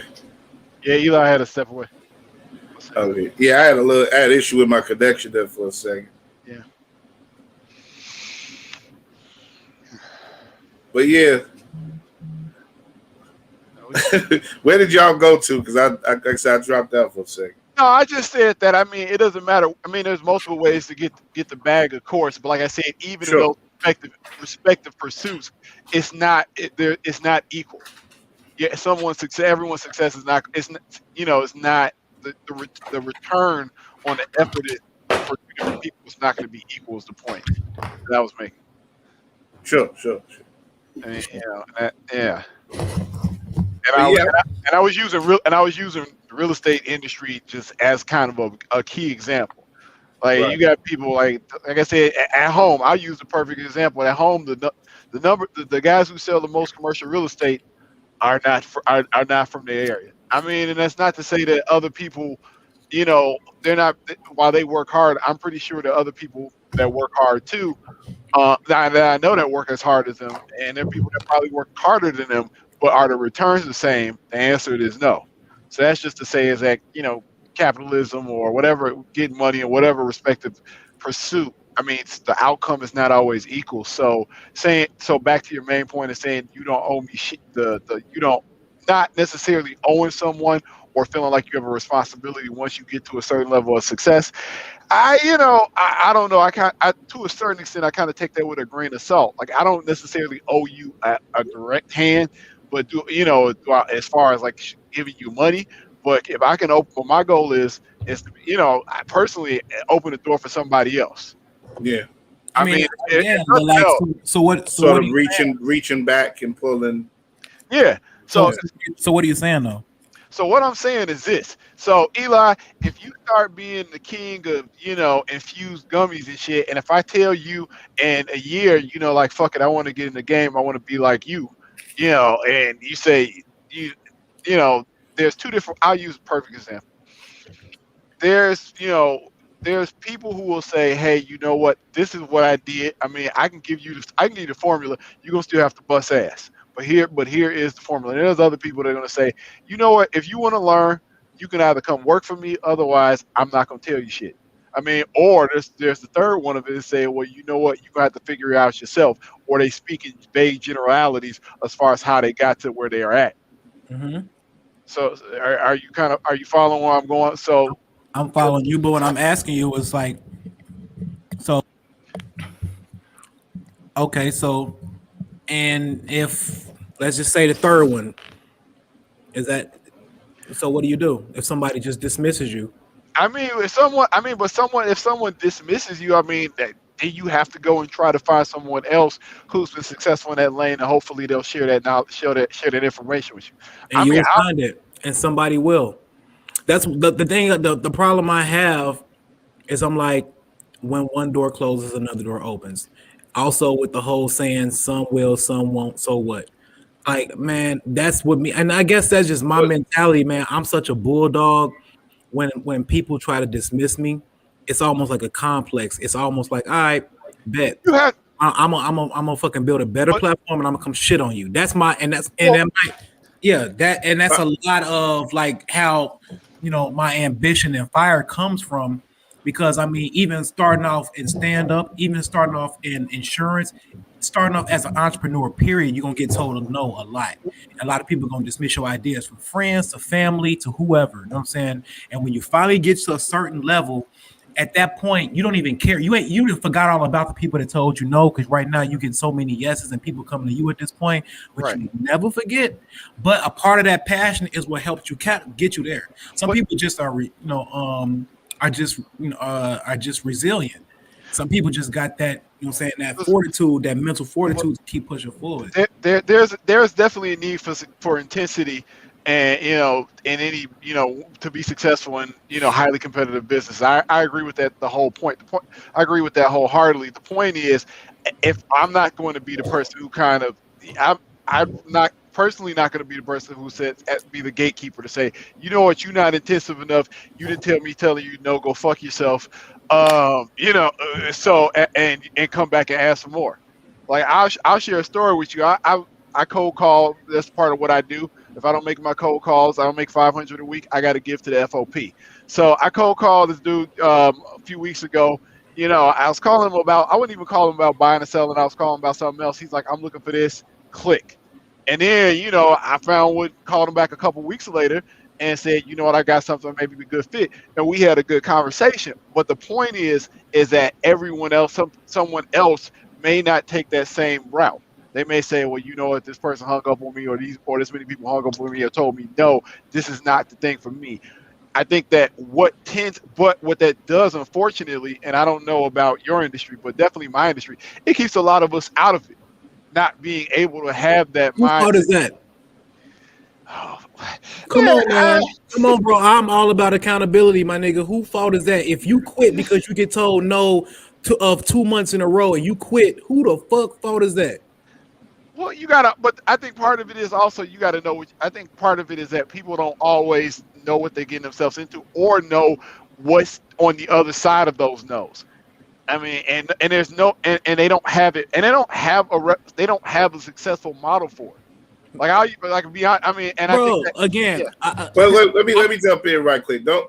Would you say, Eli? What about I know you're speaking a little bit about the worth of the individual and the resilience and the will that's involved with the individual, but if there are more collective organizations or platforms or industries or whatever, not industries, but institutions, I would say, that could allow people that could be in a position to bring people in to certain industries and certain ways of making money and stuff, or making a living, and that could educate and just be allowed to absorb people who may not have the immediate gifts to make their way. Maybe that makes a difference. It does. I think that's the point I was trying to make, is that I don't know what it is for your industry, but for like commercial real estate, there are initiatives for that. But the point is like, for a long time, commercial real estate was like the best kept secret. To what my point earlier is, the two top commercial real estate brokers on the south side of Chicago is two 32-year-old white guys, and they're partners at their commercial real estate firm, and so more real estate than anybody has on the south side. Point I'm trying to make to you is that they didn't necessarily work harder than anybody else, but they had more of a concerted effort. And what I'm saying is that even the firm they work at hasn't been something where they've been, good at adding, people from the black people to their firm and to that community. And that's really indicative of commercial real estate in general. So that being said, is that if someone knows what they're getting themselves to, or if they're groomed for it earlier on, they're more likely to be successful into it instead of just pushed into the damn pool. And it's better to teach somebody how to swim before pushing their ass in the pool. Say you either swim or you're gonna, figure out how to swim or you're gonna drown. Mm. I mean, because it's there are people who will figure out how, through pure instinct and drive alone, who gonna figure out how to swim and and not drown. What I'm trying to figure out is what is the issue. Like, if we was just to say, here's the issue in relation to what the issue is that what the original question is, making the route for the person that comes behind you once you've achieved success in whatever your respective profession is, making that road a little bit easier for them. And you're speaking specifically with distressed communities and distressed areas of society. Are we speaking in regards to communities or individuals? I'm speaking about Black people. I'm not about speaking generally. Okay. Let's not beat around the bush. Yeah. All right. Yeah. Cool. So I'm gonna address that. I'm gonna have to wrap this up in like 10 more minutes, but yeah, that's good. That's good. We should be wrapping up anyway. Here's my thing, man. I can't speak for everybody else. With me, there's enough money to go around, and I'm not threatened by nobody. So me personally, I just want to make this known that I help anybody. You know what I'm saying? I show anybody the game. You know what I'm saying? Because I don't get my blessings from men. I get my blessings from God. You know what I'm saying? And I don't feel like, if I tell you this and you do this, whatnot, that I'm going to end up, you're going to take some food out of my mouth. I don't feel like that because I'm confident in my own skill set. Right? Want to be clear about that. We talked about this earlier. There's a wealth of knowledge out there to get. Granted, some people may not know how to get it. Maybe some people have struggled a little bit more. They have a higher learning curve than others. Some people might not grasp concepts that easily, right? But the common theme here is choice. To come into you made the analogy of being pushed in the pool, sink or swim. You know what I'm saying? The beautiful thing, no one pushes nobody into a career. You choose to go into a career. You know what I'm saying? Hold on, let me finish my point. You choose to go into a career, right? Now, at some point, if you talk to, let's just say, I'm young out of college, young 23-year-old, bright-eyed, bushy-tailed dude, I want to learn about real estate. Bro, I highly doubt that if I go speak to 15 successful Black commercial realtors, that all of them are going to turn me away. I highly doubt that. You know what I'm saying? Because one thing about successful people is that they like, I see me and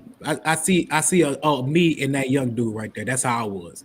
They're going to take him on as a protege. Somebody will. You know what I'm saying? Somebody will. We can't talk about with white folks, bro. You know what I'm saying? They get different opportunities than we do.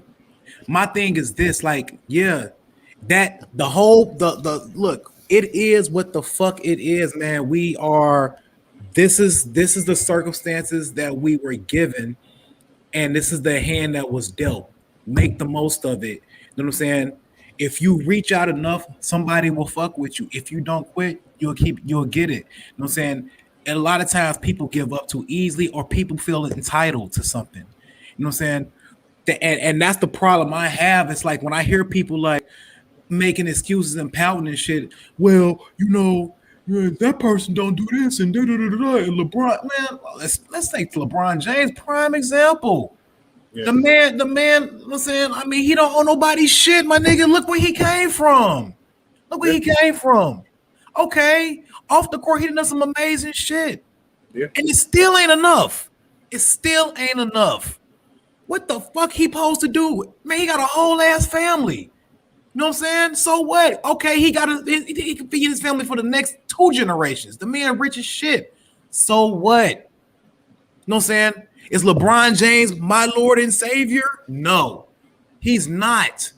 He is not the answer. But I'm saying, yeah. But I think what he's doing is a good job. I think as a philanthropist off the court, as an example on and off the court, I think he does an amazing job. But he don't owe you shit. You know what I'm saying? Don't nobody owe us nothing. You know what I'm saying? And that's just my perspective. Again, I can't speak for nobody else, bro, but I'm not looking for nobody. You know what I'm saying? I look for, again, somebody will, and people have. I have mentors but it's also people who shun me too. And guess what? Fuck them. You know what I'm saying? Fuck them, because regardless, I'm still gonna get it. I'm still gonna be successful. And know how the saying goes, people when you're going up the ladder, the same people shit on you, gonna see them coming down. You know what I'm saying? And it's up to you if you want to help them out now. You know what I'm saying? Because you'll end up saying, all right, cool, you ain't want to sell me this car, bet. I come back 2 years later, I bat a whole lot and I fire y'all whole staff and replace them with my people. That's shitting on people. They say success is the best revenge, my brother. You know what I'm saying? And whatever fires you up, you got to go for it. When people shun me and dismiss me, my nigga, I got a complex. That shit puts like, I bet, saying that does something to me. So again, I'm not depending on nobody for nothing. No, bro. No, I mean that's look. You're saying what I feel internally, but I think there's a difference between having something internally, like as we were talking earlier about you being Dave's Luther, and I don't necessarily, a lot of the things where I may feel internally, I don't necessarily articulate them, or I try to articulate things at least on the loftier aspect of it. No, I understand that, ultimately it's up to you. Your success or failure ultimately depends upon you. As one of my favorite books says, knowing is not doing. So, you can know. So, we were talking about having access to knowledge. Yeah, you can, having access to it. Having access to knowledge is the first part. Execution is the second part. Is the second part of it. Without the execution, you have nothing. And I think that, that being said, to your point, using the example, if you got 15 people in the room, unfortunately, unless especially with COVID, you ain't in the damn room with 15 people anymore that, networking with anyone, not at this point. So it can even try to network in the time of COVID, or finding that mentor in the time of COVID can be a little bit more trickier, especially if people are telling you no on a one-off. Yeah. And I think it's and I think that even now. Here's something. How do you know how to get around that? Hey, how do I network? How do I network how do I formulate and conduct an email so I can get these people's attention? What kind of content can I put out there to make myself seem a little bit more of a subject matter expert so I can draw more people to start paying attention to me? You know what I'm saying? Hey, such and such, can you introduce me to this person? You know what I'm saying? After, I promise you, man, persistence pays off. It does. You just have to, and sometimes it's like, all right, that goes back to the foundational roots. You know what I'm saying? What do you have to do? There are steps to this. I can't go into, I'm a first year commercial real estate, and I don't really know y'all industry that well, real estate, but maybe like some type of like a high award that you can get. And I can't go into this ballroom trying to network with all these millionaires. And I just started 2 weeks ago, knowing the turnover rate in that industry is extremely high. They're not gonna take me serious. They're not gonna take me serious. Like, what are you doing? What do you have? Do you have this? Do you have this? And me as somebody who's very vigilant about my time and who I give it to. If somebody's, and I have a lot of people all the time, hey man, I want to get into the cannabis industry. You know what I'm saying? And I'm not even, and I know a little bit, but I'm not even the top dog. By far, I'm not yet. But when somebody start talking to me, I'm gonna ask them a couple of questions, surface level questions. If they can't even answer to that to me, I'm like, I'm not gonna take them serious. You know what I'm saying? I'm not. I think a lot of people just be talking, bro. Well, I think Dave, the point. Dave, we'll wrap up after you. No, that's fine. But what I think the point that I'm trying to make here is that the reason why it's important to give back is this. If I knew this shit, if I knew now what I knew 15 years ago, God knows where I would be. And I think that's something that, in context, it's one thing when you're dealing with somebody maybe on the same age level. But if I'm looking at someone who comes to me at 25, and I've had this plenty of times in the last year, where somebody coming to me, 15 years younger, 10, 15 years younger, and they're asking for guidance, I wish I would have been able to have that same looking glass to be able to say, you know what, this is what I should do. And I think that's the point that I'm trying to say. So you can always, and both I as well as I can, which everything you said I've pretty much done to kind of get to that point of mentors and all that good stuff. But that's not skill sets that I acquired until later. So if I have someone coming to me 15 years, 10, 15 years my junior, yeah, fuck yeah, I'm gonna tell them, because I don't want them to struggle like I did. I mean, that's real. I'm not saying you shouldn't. I'm not saying you shouldn't. But I think it's almost like the points that you make in the they changed a little bit, because it's more so like they should be helping, and I'm saying they should be helping too. You know what I mean? But I guess what I'm trying to look at is it like this? It's like, look here, man. You know, that young eager person. You know, if you really want to do this, if you have your eyes set on this shit, man, can't nobody tell you no. Because again, I go back to this, man. I do not get my blessings from man. I get my blessings from God. You know what I'm saying? And God works through people. You know what I'm saying? So I'm not looking to this one person that don't even know who I am, you know what I'm saying, to put me on or to give me a shot or to give me an opportunity. Because although that person might be top dog, you know what I'm saying, it's a whole bunch of other people who know how to get the job done. And once I make it my own idea and proprietize it, then I could be bigger than that top dog. You know what I'm saying? Maybe that top dog, man, you know how many top dogs or people in their profession that's at the top of their league probably get approached by people just wasting their fucking time, man. You know what I'm saying? Constantly, probably, yeah. Yeah, CEOs, people like star athletes, celebrities, you know what I'm saying? Yo, I can rap, you know what I'm saying? Woo, woo, woo, woo, and don't even do half the work. You know what I'm saying? People come to like writers, ain't even got no press kit ready. You know what I'm saying? Like, what have you been doing to get ready? Let me see what you got. What's the saying goes? If you stay ready, you ain't got to get ready. A lot of people be coming up to these people just like, man, I'm gonna see if they can get their attention. Hey, what's up? Oh shit, I didn't think you was gonna talk to me. All right, what's up? Now you got my attention. What's up? I'm just trying to learn about da da da da da. Okay, what you got? I mean, I'm trying to work on. Let me get the fuck on, man. You know what I'm saying? That's the thing. You know what I'm saying? It's like, yo, like have your shit because that lets me know that you're not serious. You want some clout? What you want to take a picture and post on Instagram for likes? You know what I'm saying? Are you serious or are you wasting my time? Because time is money, bro, and I'm busy. Because if I see you come prepared and I'm like, oh, so what you got? Well, here's my business plan. I've been I've done research on this. I've also done research on you. You know what I'm saying? You've done this, Man, I was impressed how you did that because what I'm doing is blah, blah, blah. All right, cool, man. Here, take my card. Call me on Monday. And I will take his call. Right. And that's the type of person I would take as a protege because he's serious. You know what I'm saying? Because again, you reach one, you teach one, you pay it forward. You know what I'm saying? If I've been blessed to have all of this and I see somebody who's eager, especially a young black man, bro, hell yeah, I'm gonna reach out. And I'm gonna teach him how to pay it forward too when he gets to my position. And that's how it goes. You know what I'm saying? But I'm not about to sit up here and like, man, such and such you should be giving back to the hood. And man, fuck all that, man. Man, that's the same old shit black people be saying, bro. I swear to God, man, that shit sound weak as fuck. Well, what the fuck are you doing to better your situation? Other than sitting on motherfucking social media, gossiping, talking shit about this person and what they should have done. Man, you in the comment section, man. The comment section is the cesspool, bro. That's what it is. It's the cesspool of a bunch of people with excuses. That's what the comment section is. That's all it is, man. If you own your shit and you grinding, you ain't got time to be studying that bullshit, bro. You ain't got time for it. You so busy getting it. Man, I can't wait till I motherfucking people being. I do some grandiose old shit, and people under in the comment section hating on me. I made it. I fucking made it. I made it. That's what's up, man. I think I got your point. Sorry. Yeah, but there's a whole other conversation that could be had in regards to, like you say, clout and using attention as a commodity. And as opposed to real work and real, utilizing real knowledge, information, studying crafts and studying industry. A lot of people really do think that they could get over and get ahead just by getting people's attention. Mm-hmm. So, that's I definitely agree with that. That's not a way to that I would want to even gain anything myself.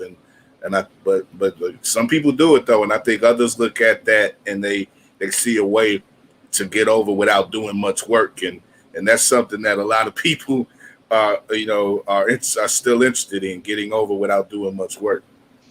Instant gratification, man. It's Yeah. ain't no shortcuts to success, bro. That's why when I talk about that whole AMC, Dogcoin, GameStop shit, you know what I'm saying? That's Yeah. people just want instant gratification. People want to jump on the next hot thing. Fucking Susu loans, blessing loans, all that bullshit, bro. All that shit is bullshit. There ain't no shortcut to this shit. It's hard fucking work, and it's been it's been proven year after year, decade after decade, century after century, man. You cannot cheat the fucking game, and people want to cheat the game because they lazy as shit. All the fucking information is out there to get. There's a whole bunch of people that's knowledgeable that are willing to help you. They hold these free seminars, free networking events, and people don't take advantage of them, man. That's they fucking fault. That's they fault.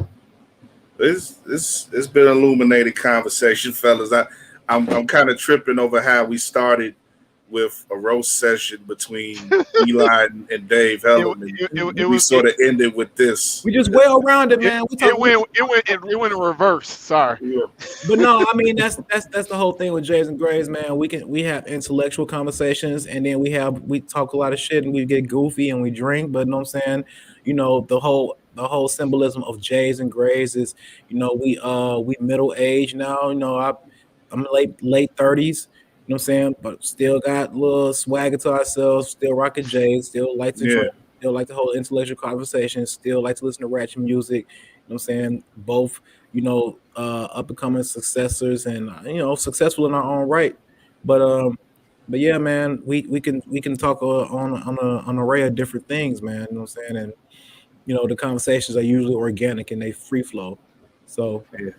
Well, definitely check out Jays and Grays, man. If you like what you saw here today, and I think if you just like Eli or Dave in general, definitely check out this show.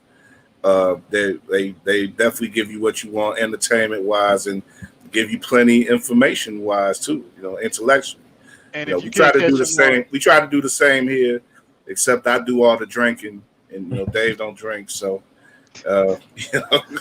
we try to do the same here on in the building. But it's been a great time, man. I really appreciate you coming through, Eli, man. We got to do it again sometime soon, man, down the line, man. And, good luck to you, man, and all your endeavors, man. Whatever you do, we definitely here to support you. And, like I said, appreciate you making your time for us, bro. No doubt, man. I appreciate it. Thanks for having me on, guys. Thank you. All right. Good night. Be smooth. We'll wrap it up for this week, man. Yeah. Eli, keep following Eli. If you got anything you want to plug or your social? Yeah. They can follow my page, man. And need help, bro. I just started my follow the IG 2 days ago, man. So I had to start off from scratch. So Eli Hamilton on with 2 N's at the end because somebody got my original name. It's probably me. They just said. But anyway, on Instagram, follow Jason Grays on Instagram. Follow Chummy's Edibles, CHUMMYS Edibles on Instagram. That's our business page. But and same thing on Facebook, man. I'm easy to find. Definitely. Dave, you got anything else you want to put out there? I was just saying the podcast because if you don't catch the show on Thursday, the Jays and Grays on Thursday, you can still catch it on Apple Music. Yep. The Jays and Grays podcast we do Thursdays, 8:30 p.m. Central Standard Time, 6:30 p.m. Pacific. Okay. They say Chummies. That's CHUMMI. No, MMY. Y is MMY. Okay, yep. I'm putting it up right now. All right. Okay, I see it. All right, cool. Yeah, I'm gonna follow it right now on IG. But yeah, like I said, once again, man, thank you, bro, and appreciate everybody who checked out the show this week. And who's been checking out the show. We'll be coming back next week. We're going to have Alderman Andre Vasquez from the 40th Ward going to be joining us. So another great show we'd like to have next week. And this was definitely a great one as well with Eli and Dave, man. Definitely support Jays and Grays. and keep supporting us. We are RegalRadio.com. War on Anchor. We could get all our podcasts, and War on YouTube, of course. If you're watching us here on YouTube, you can see what that's about. So definitely we'll be back next Tuesday again with the show, and Alderman Andre Vasquez. Keep following Eli and what he's doing, and keep following me and Dave, and we'll be back with y'all next week, man. Keep hustling, man. Keep surviving, and definitely don't take no for an answer. All right, guys. All right, appreciate you, man. All right, thank you. All right. Peace.